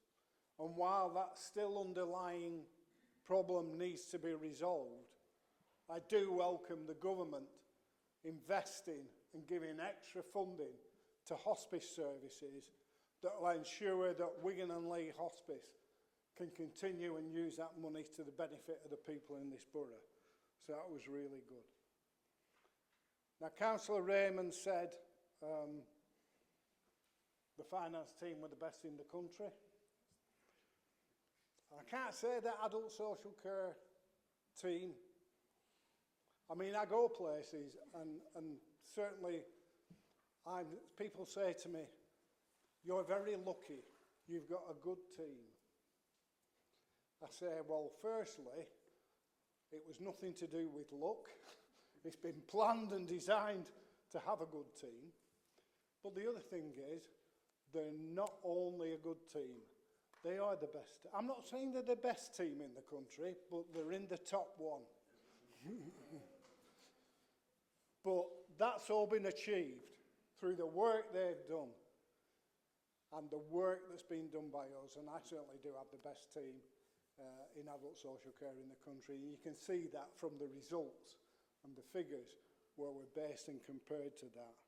So I welcome this budget. It's an opportunity for us to invest further in adult social care, to invest in carers, to invest in more housing support for people, and to ensure that we can maintain being a real living wage payer right across the borough, and ensure that we can get opportunities to train and develop the future workforce for adult social care that we require. So thank you, Madam Mayor.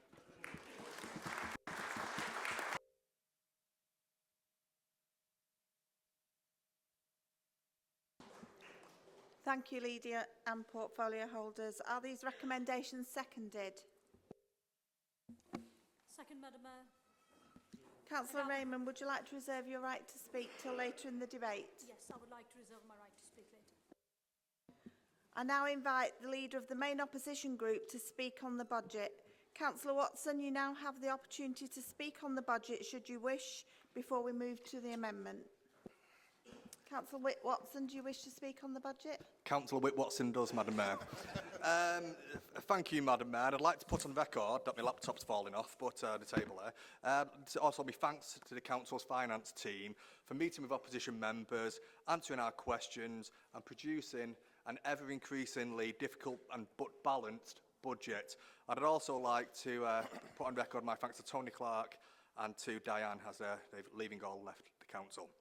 Now, initially, let me address the budget gap here of £7.6 million, or the new popular term coined by Rachel from Accounts, the £7.6 million black hole. The irony is that this is a financial deficit in the budget is directly attributed to your own Labour government. Now, let me explain. National insurance employer contributions will increase from 13.8% to 15% from April.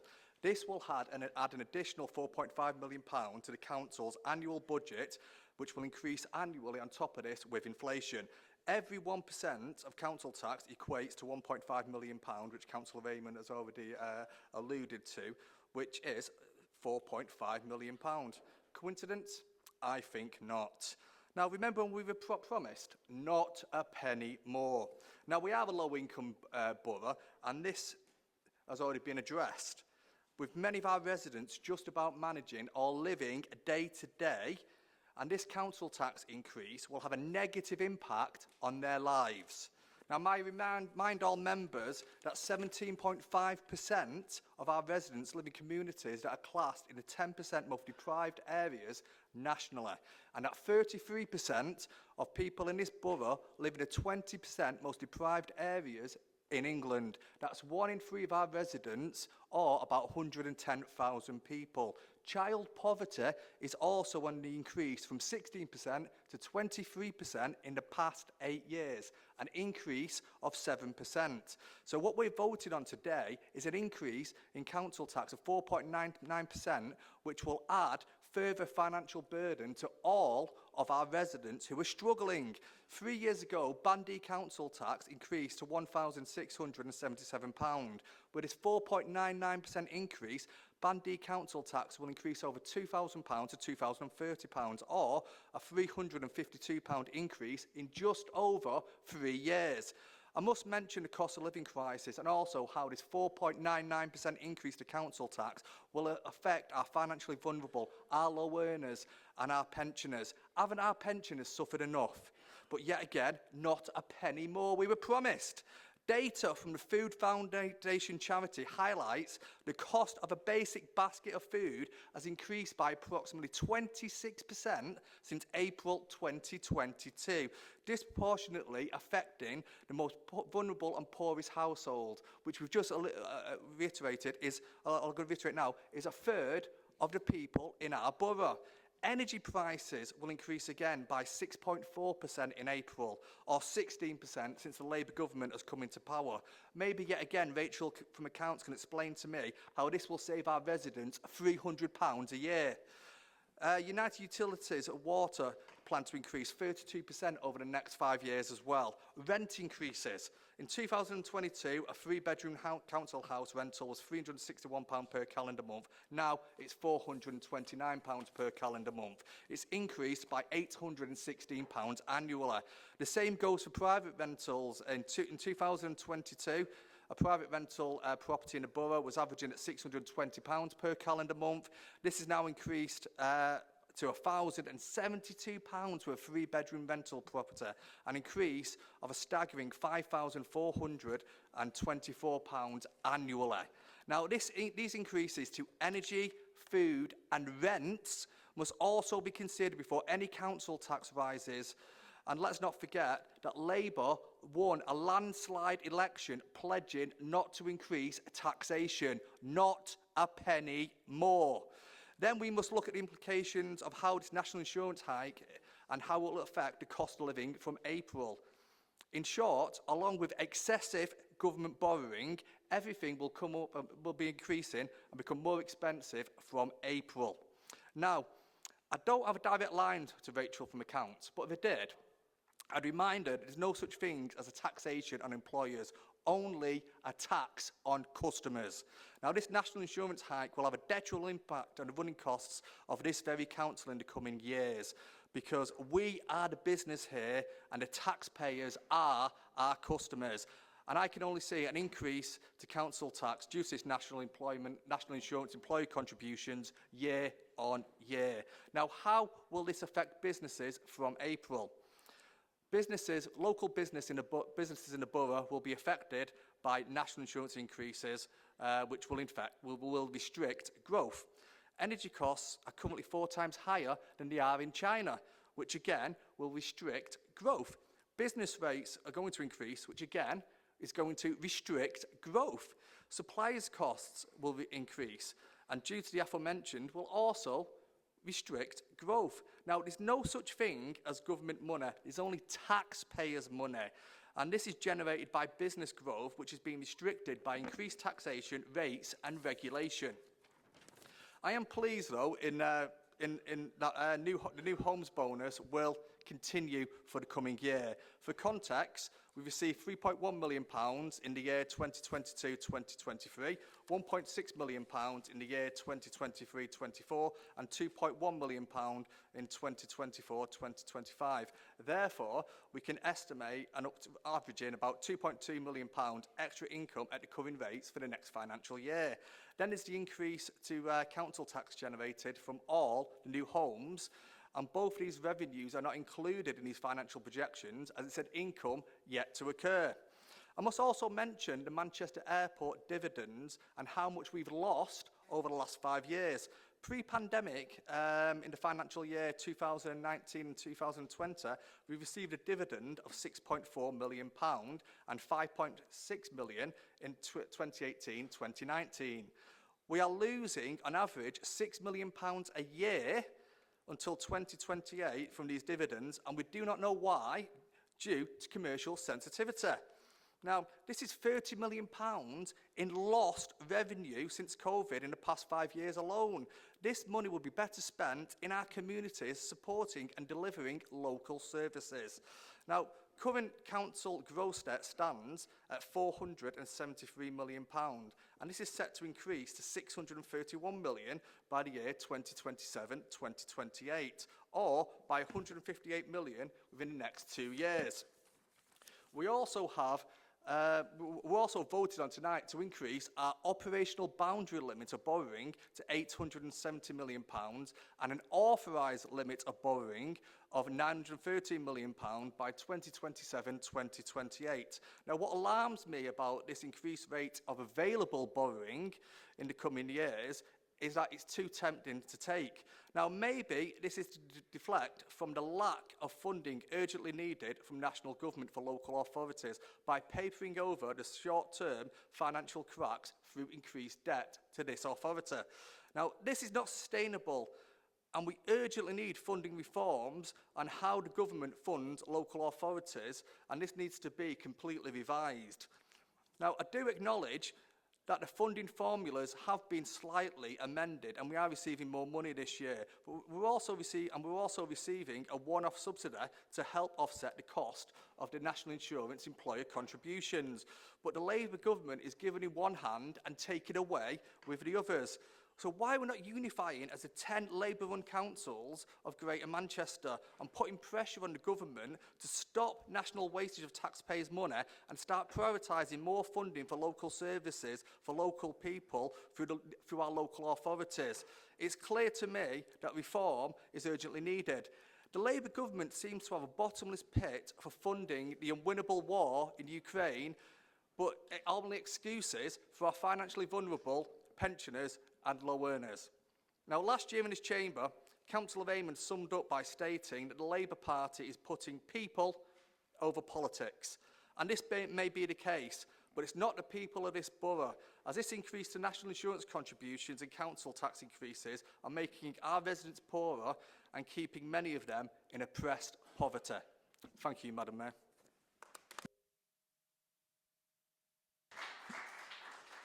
Thank you, Councillor Watson. I am aware that you've all been sitting for about 2 hours, so I'm going to propose a 10-minute break before we take the amendment. So we'll adjourn for 10 minutes. Thank you.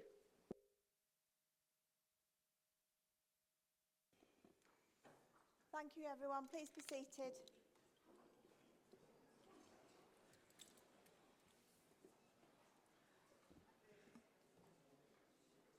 Following our short break, the guillotine will now officially be at 10:10.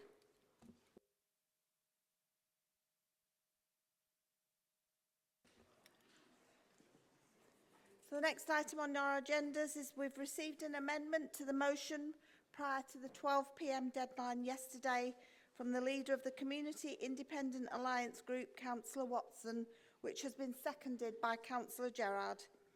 Can the Section 151 officer, Sarah Johnston, confirm that this amendment leads to a balanced budget? Thank you. Councillor Watson, could you introduce your amendment, please?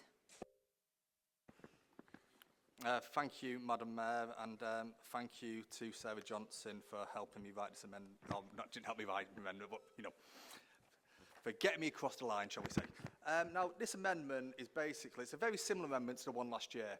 £1 million for all our communities, just uplifting them and just taking up the slack where sometimes other services fall short through funding or regulation. And I must point out, I've been really impressed with the funding we're getting from Greater Manchester, the 600,000, and I do welcome that we're price matching that to £1.2 million for pothole repairs.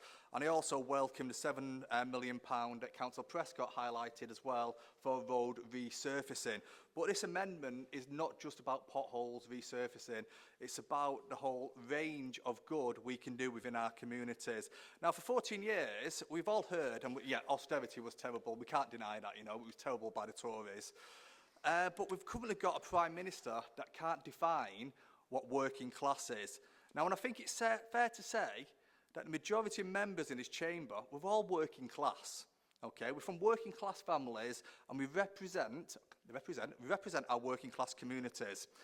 Now, what do we have amongst us here? We have bus drivers, we have brickies, we have plasterers. Well, he's not here today, Steve Jones, but he's a plasterer. We have librarians, caretakers, we have soldiers, we have youth workers, we have locksmiths. The list goes on and on.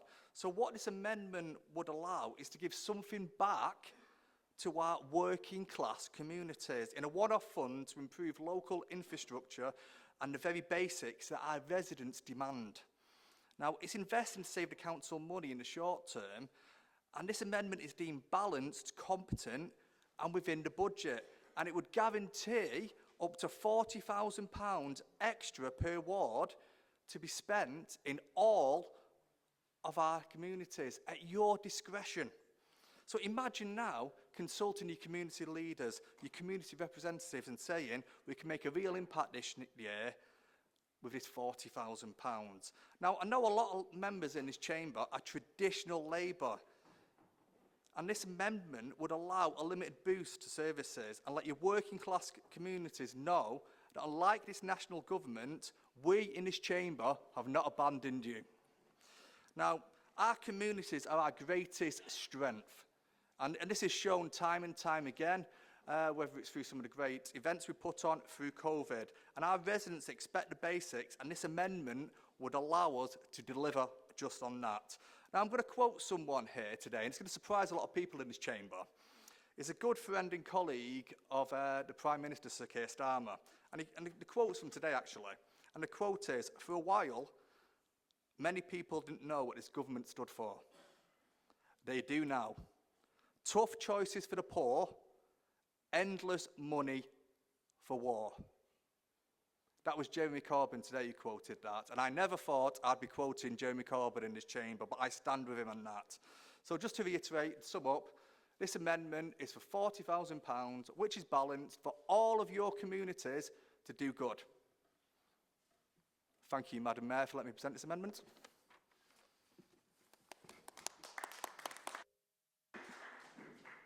Thank you, Councillor Watson. Is the amendment seconded?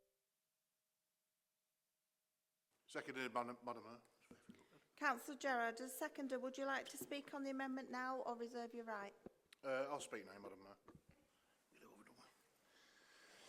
Yeah, I'm happy to second this amendment that proposes drawing £1 million from our reserves, and it's been deemed...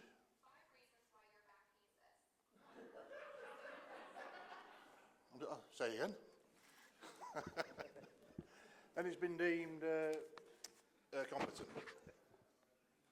I've lost my track now. So, anyway, to draw £1 million from our reserves to distribute amongst our awards, £40,000 each. We have proposed this before, and it's mainly for essential upgrades and improvements. That is out of our remit as from our Brighter Borough Fund, and is also external to the budgets for the different departments within the council. So this will be particularly focused on replenishing and enhancing our street furniture and supporting local events and giving back to our communities. We all know in winter we have the cry for grit bins and this, that and the other, but there's a very shortfall, especially in our ward, in some areas, of grit bins and stuff like that, but it's costing quite a bit out of our Brighter Borough funding to get them to put in place.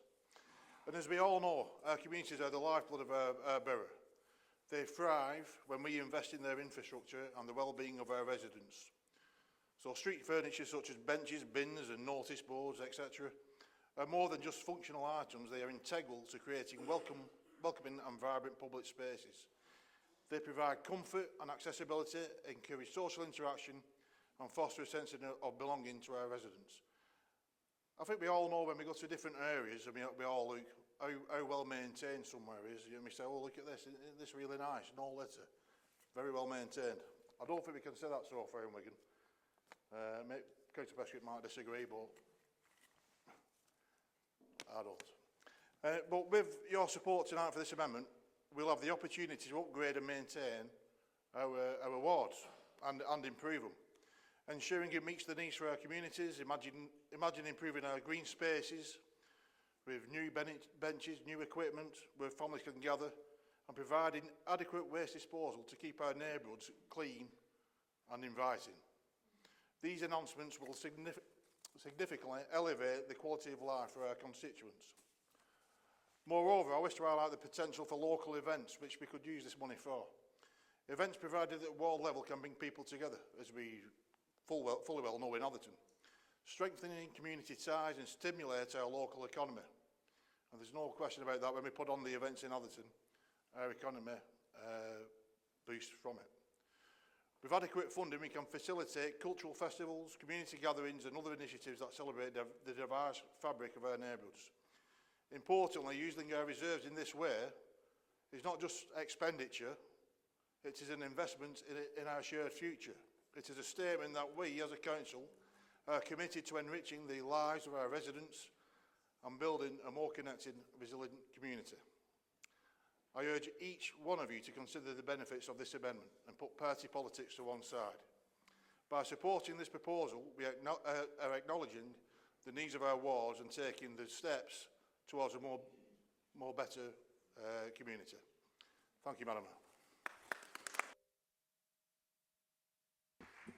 Thank you, Councillor Gerard. Leader, do you accept the amendment? No, I don't, Madam Mayor. And the reason being, I think if you listen carefully tonight to the presentations that you've received from the Cabinet, a lot of issues that you talk about have actually been covered. And I think the additional funding that's gone into the environment was very clear that a lot of the issues that you put in your amendment, and then you try to amend your amendment, when you've heard what was coming to you, is not right. I'm prepared to accept what has been said to me tonight by my Cabinet members in reference to additional funding in the environment, on potholes, in waste amnesties, and certainly with community events.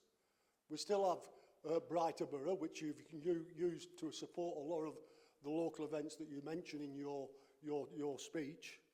But can I just say, this is about a balanced budget that delivers for all, and this is a balanced budget that delivers for all. I am quite prepared to ask for an audit of issues that you have raised, from big grit bins to waste bins to benches. But I'm certainly not accepting your amendment, and I will recommend once again that you accept the budget that's being presented tonight. Thank you, Madam Mayor. Thank you, Leader. As the amendment has not been accepted, I will now move to the vote on Councillor Watson's amendment and remind members to please use the electronic voting system, as a recorded vote must now be taken for this item. Members, please vote now.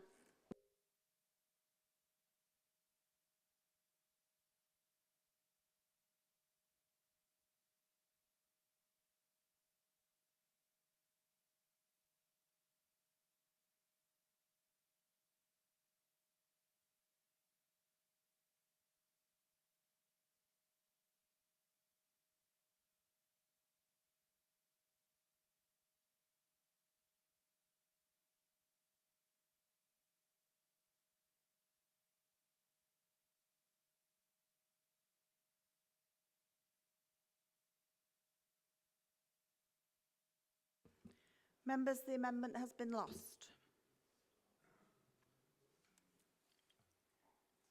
As the proposed amendment has fallen, we are now back to the original motion. Do any members wish to speak on the original motion?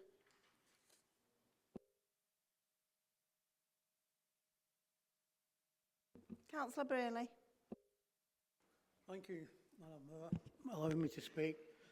There's a few questions I'd like to ask. Councillor Nazir Raymond, do you realise the reserves are down by 72 million? No. Well, I'd check the figures if I were you. It's all on the accounts. There's £72 million been took out of the reserves. Now, that's a substantial amount. Now, are we going to... You said you're going to put more money back in. You said the law, but you're going to put it back in.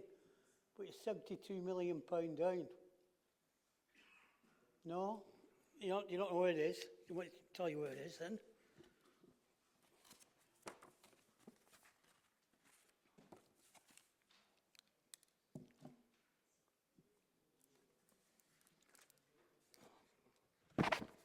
Date of the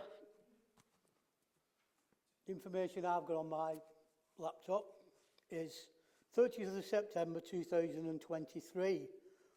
£157 million and 14,000. Right. Then, on the 30th of September again, it went down to 135,800,000. Then in June, 30th of June 2024, 97 million. So the substantial loss there was 60 million. And now the balance stands at 85,179,363 pound. Now it's all on my iPad. It's from the council's audited, and it's from the new finance officer. So, I mean, can you relate where the money's gone?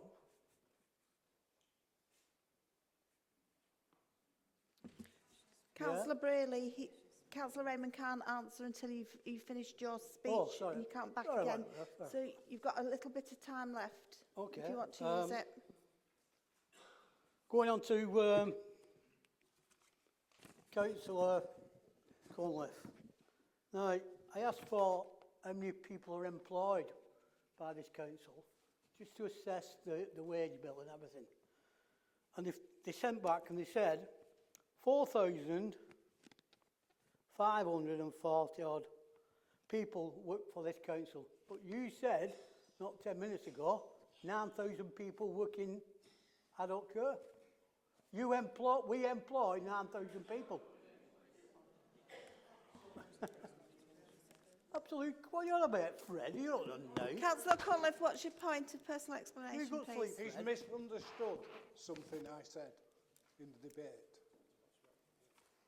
So it's a point of personal explanation to explain what is misunderstood. Yes, that's allowed. I said the number of staff working in adult social care in this borough is 9,000.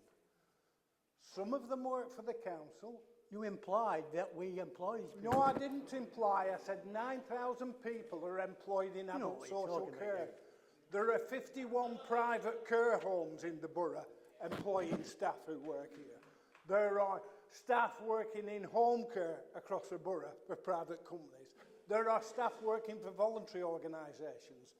The staff that are employed in adult social care the figures, in this council is a...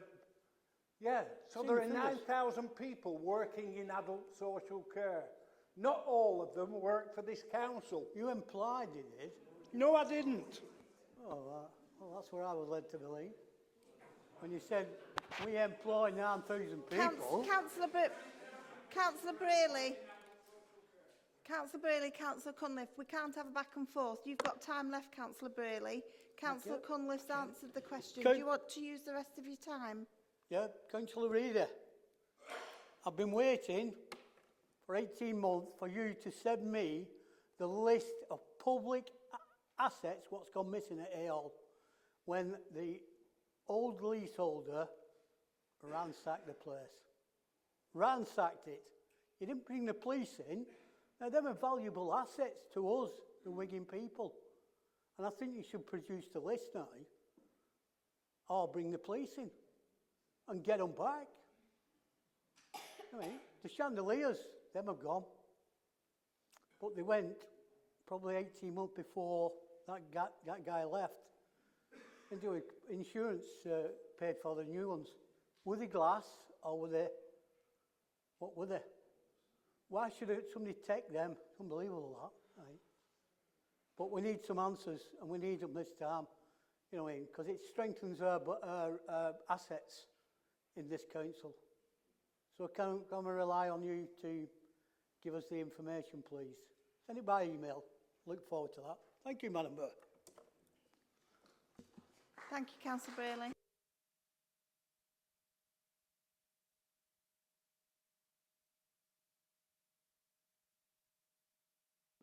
Councillor Byrne.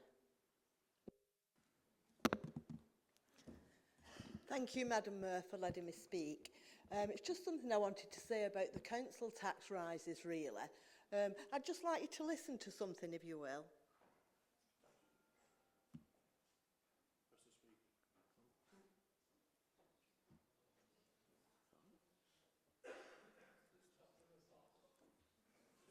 sorry about this. I'll just say it. I can't get it on. It's just that it was a recording of Keir Starmer saying that people would not pay a penny more in council tax.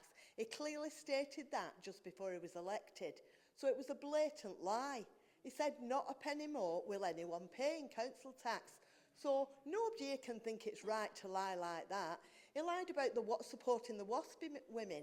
He lied about not cutting, you know, the pensioners' winter fuel. But he's your leader. Shouldn't you be holding him to account? We've no money for housing, we've no money for hospitals, we're short of money for veterans, for everything. Yet we've got money for war, and we've also got money to house people who've come into our country illegally. Me and Councillor White this morning sat with a couple.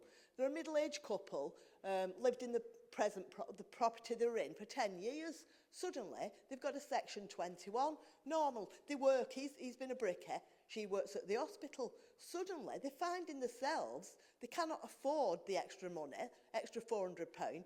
They're living in the greyhound with people who's been, which I know they have to go somewhere, with asylum seekers and with people who's just left prison. Should a middle-aged ordinary couple be living in there? They were given one offer of an house, and it was the first and last offer they got. And it was a very not nice council flat, nothing wrong with that, living in a council flat, in a not very nice area, with all cans outside. I had a look at it. They've just lived a normal life. This man is having an heart operation on Wednesday, but he's going back. They're now sofa surfing. How in your 50s are a normal working middle-aged couple who's paid in all their lives having to sleep on relative sofas? Where's that man going to go when he comes out of hospital? On his sister-in-law's couch? I just think these are the things we need addressing. Housing is a massive, massive problem, and I know we're trying to look at it, but we've also got so many families now, which we all know, they were paying £500–600. They're now wanting £1,000 for the rent. They can't pay it. There's no council houses. There's no private housing they can afford. We're heading for a real catastrophe in this town, as you probably all know. Where are these people going to live? And that's all I've got to say. Thank you.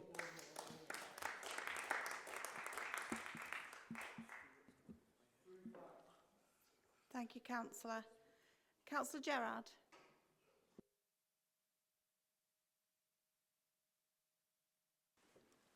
Thank you, Madam Mayor.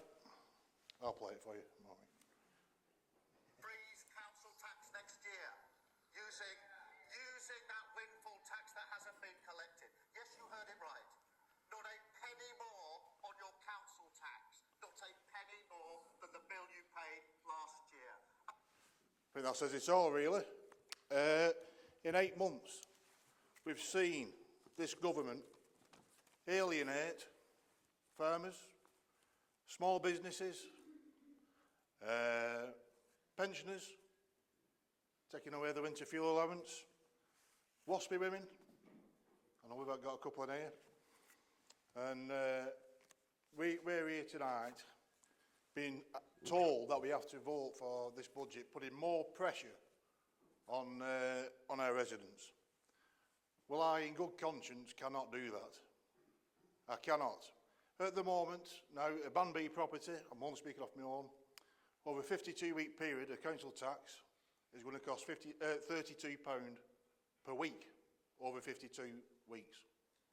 That is a lot of money for someone who's not in a position like ourselves, who are just struggling to make ends meet.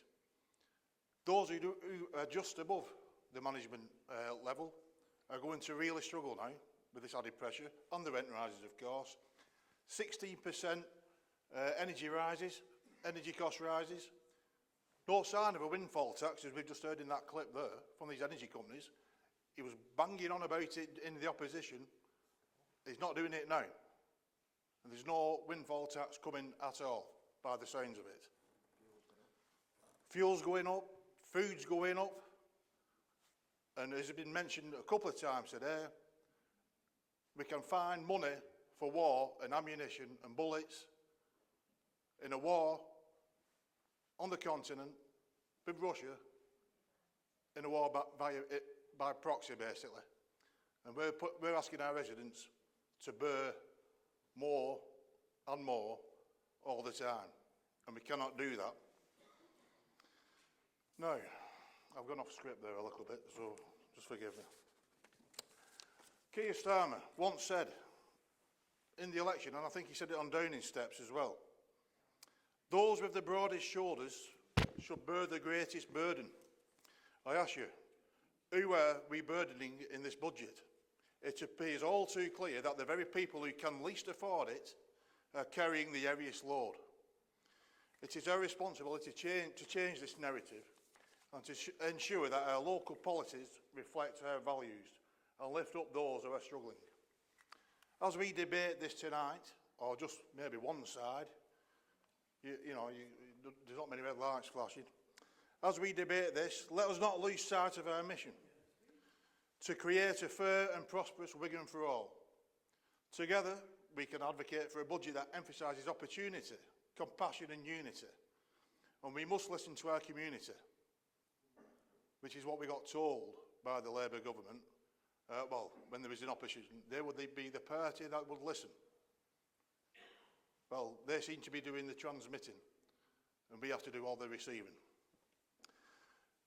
We need to hold our leaders, both nationally and locally, accountable and work tirelessly to ensure that our greatest assets, our people, are respected and supported.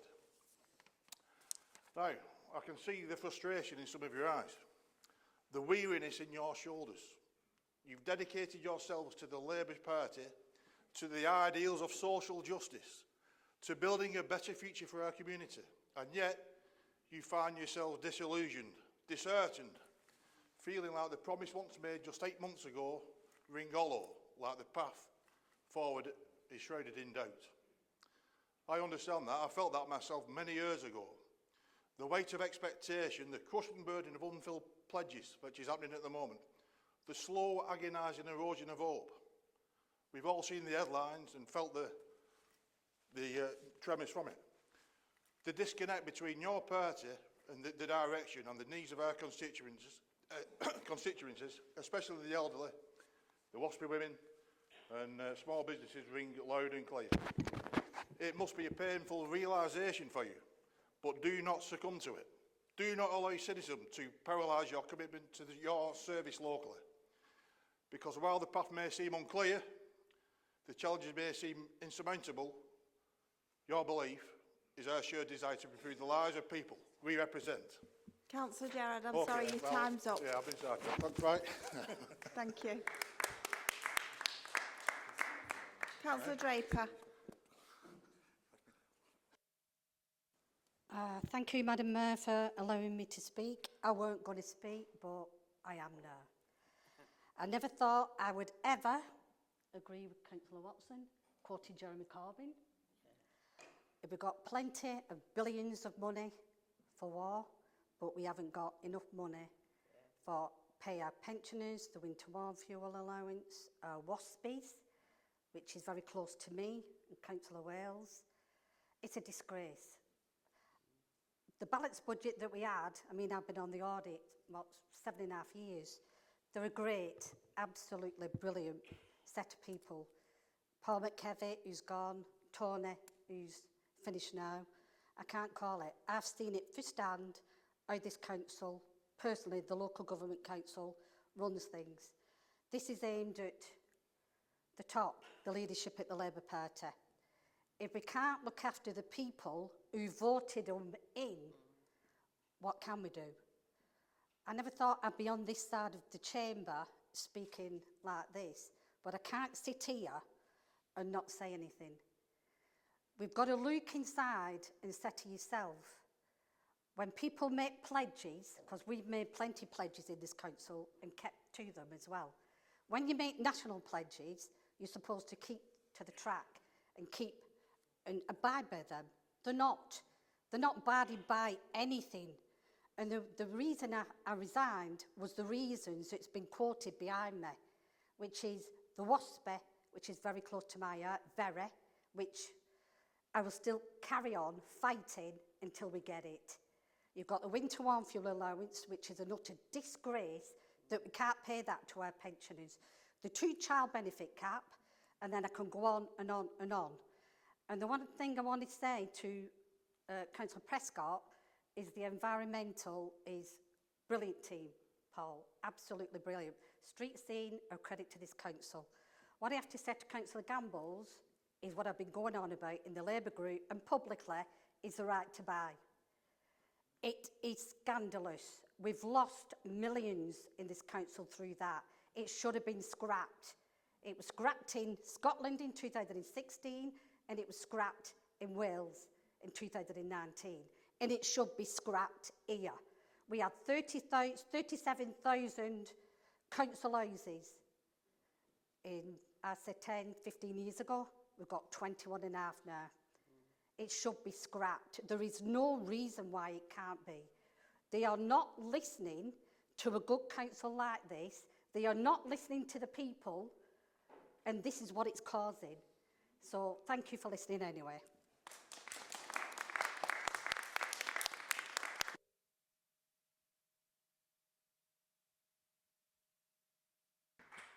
Councillor Hunt. Thank you, Madam Mayor.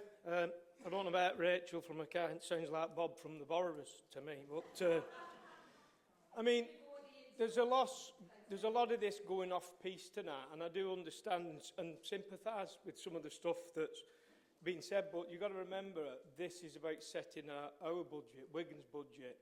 It's not about Jeremy Corbyn, and it's not about Keir Starmer. A lot of the stuff that you're sort of talking about, and you're rightly so to talk about, fuel and the cost of gas and electric, it's out of this council's hands. There's nothing we can do. I'm not so sure I agree, it's all down to the Labour government in terms of, we've only been in, 8-9 months. So, and they've done quite a lot, and I'm not saying they've done everything that I would like to see, but they've certainly made some inroads. And whilst they've not banned the sale of council houses, they've made it almost impossible now for you to even bother buying your council house. So, in terms of that. But the broader aspect about farmers and stuff like that, I don't think we're here to discuss that, quite frankly. It's about sticking to what's best for our town, and there's always a cost to that. And you've got to consider the cost of not setting a balanced budget tonight. So that's a cost. And Councillor Watson, you said it's public money. It isn't. Once you've given money over to somebody, I explained this to my grandkids, it's no longer theirs, it's ours, and we've got a responsibility to try and set that balanced budget. What are we doing with that money? We're going to target it at the very vulnerable people that you've mentioned tonight, like the elderly, the children, the schools, that sort of stuff. That's what this budget is about. We all, and one thing we all agree on in Chamber is the vital need for housing, and the government are trying to attempt and trying to address that. Section 21, as Councillor O'Byrne, she's absolutely bang on there. We're going to stop that shortly. Hopefully that's going through. The changes are going through as we speak. And this council is making a difference. And I'm in Atherton there. I was up Atherton, and I've seen the difference in Atherton. I was lucky enough to get up there with the heritage portfolio, and you can see that Atherton's changed. So this council is making a difference, and it's easy to sit back and say, I'm not going to vote for this budget, and we can all play the aristocracy of working class, that we're protecting the working class. And I'm not having a pop at any, I think you're all as passionate as me about the working class, but we have to set a balanced budget. And overall, you've been given the rationale where this money's going to go, and it's a really, really good budget, I think. Nobody wants to put stuff up. It's the same dance with the rents, isn't it? Nobody wants to put, but we're politicians, we have a responsibility to our residents, and we have to take that responsibility seriously. Thank you, Madam Mayor. Thank you, Councillor Hunt. Councillor Fish. Thank you, Madam Mayor. So numerous times this evening we've heard, and just in the previous speech then, a balanced budget. This budget isn't balanced without the increase in council tax, and I think we've heard quite a lot tonight on the issues that an increase in council tax is going to cause. I know it's been mentioned tonight there's going to be more support for welfare, but only today the Chancellor has been told that through her own physical problems and her own rules, that there's going to be welfare cuts. So we're saying there's more support for welfare. In April, the government's going to cut welfare. Well, we cut welfare anymore. We all know within this chamber that we're already stretch financially, and cutting finances even more is going to put more of our residents within poverty. So increasing council tax is going to financially burden them even more. So, Madam Mayor, this budget just cannot be accepted. Thank you, Madam Mayor.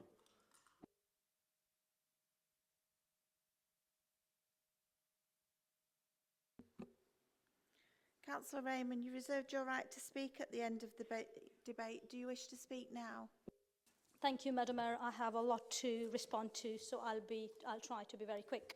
First of all, Madam Mayor, can I say thank you to everyone for their valuable contributions in this very, very important debate. And I want to say a special thanks to our opposition today for agreeing with 99.7% of our budget. It's a testament to our hard work and leadership and robust financial management.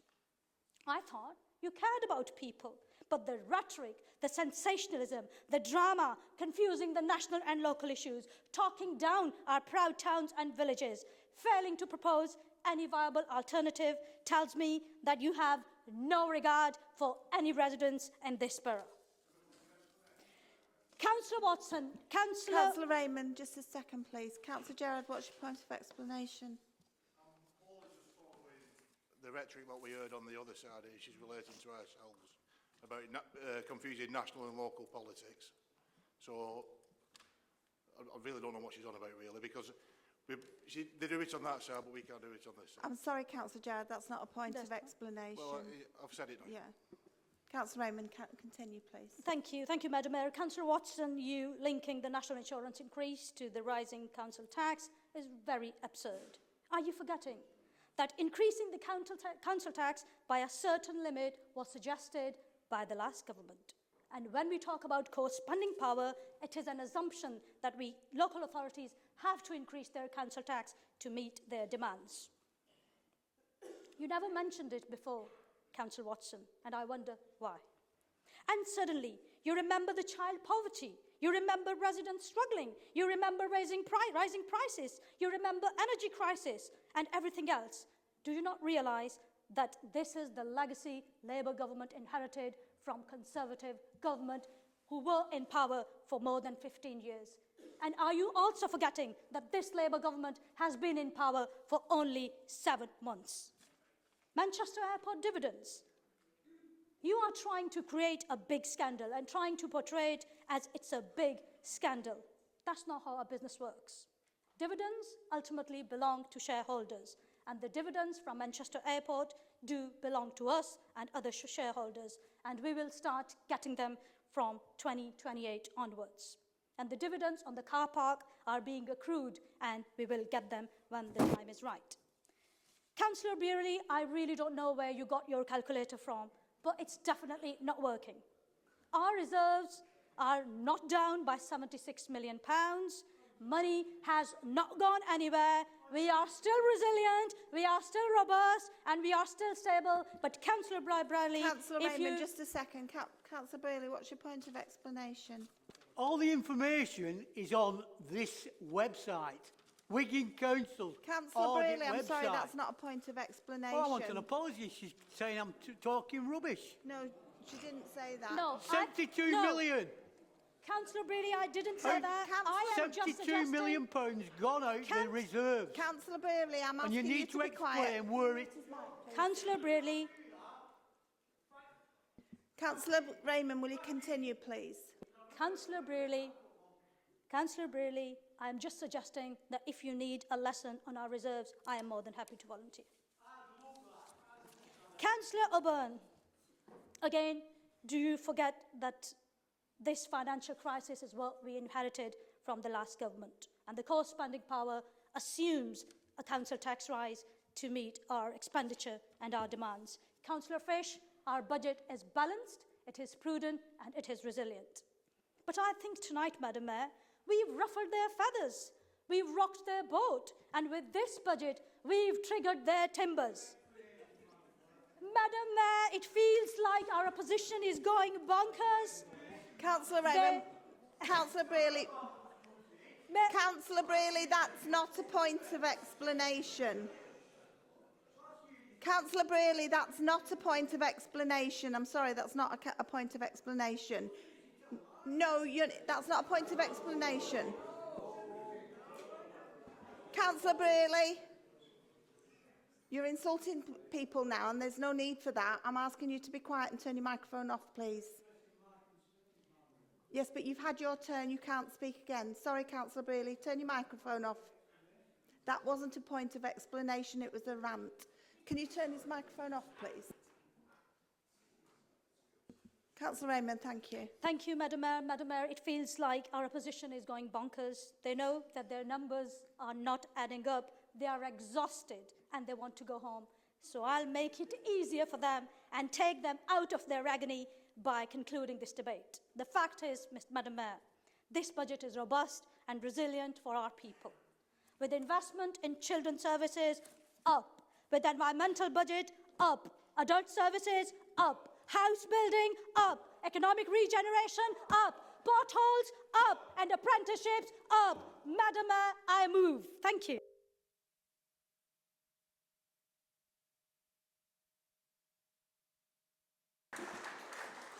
Leader, do you wish to sum up on your motion?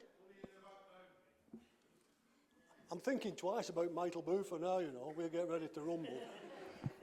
But can I just say that there's been a lot of rant tonight about national politics. We're here to set a budget. And we've sat here for quite a while. Unless I'm missing something apart from the suggested amendment, there's not been one suggestion of an alternative budget.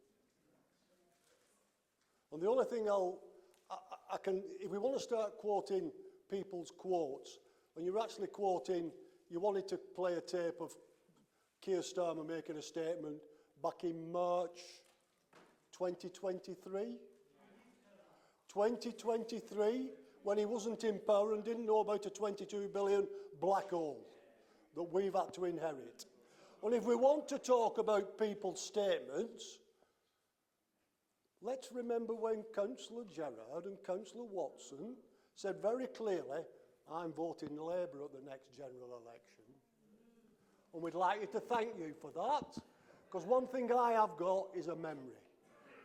People will tell you that very clearly, and that is what you said. So we thank you for voting Labour. All the people that you represent may not know that, but I remember you telling us. Councillor Watson, what's your point of explanation? UK at the last general election. Thank you. Why? Well, so obviously we tried to mislead me. So, all I can say, this is the budget that supports the people of this borough. This is the budget that will deliver. And just to support Councillor Raymond, everything is up, bar potholes, because we're going to fill them in. But seriously, Madam Mayor, this is a budget that I would suggest everybody supports, because this is the budget that's a good deal for Wigan. Thank you, Madam Mayor.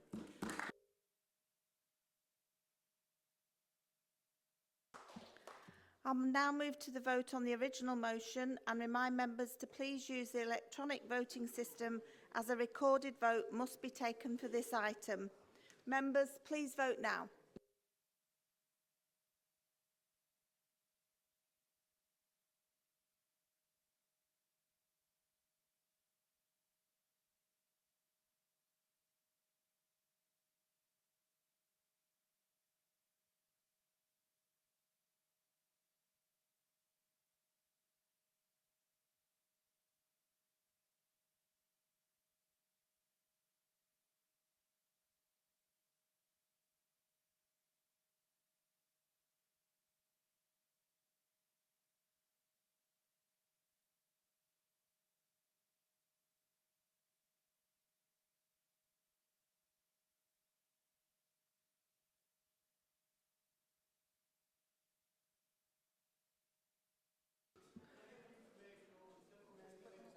Councillor Brearley, you won't get a right to vote after that. It's voting now or abstaining, for or against or abstention.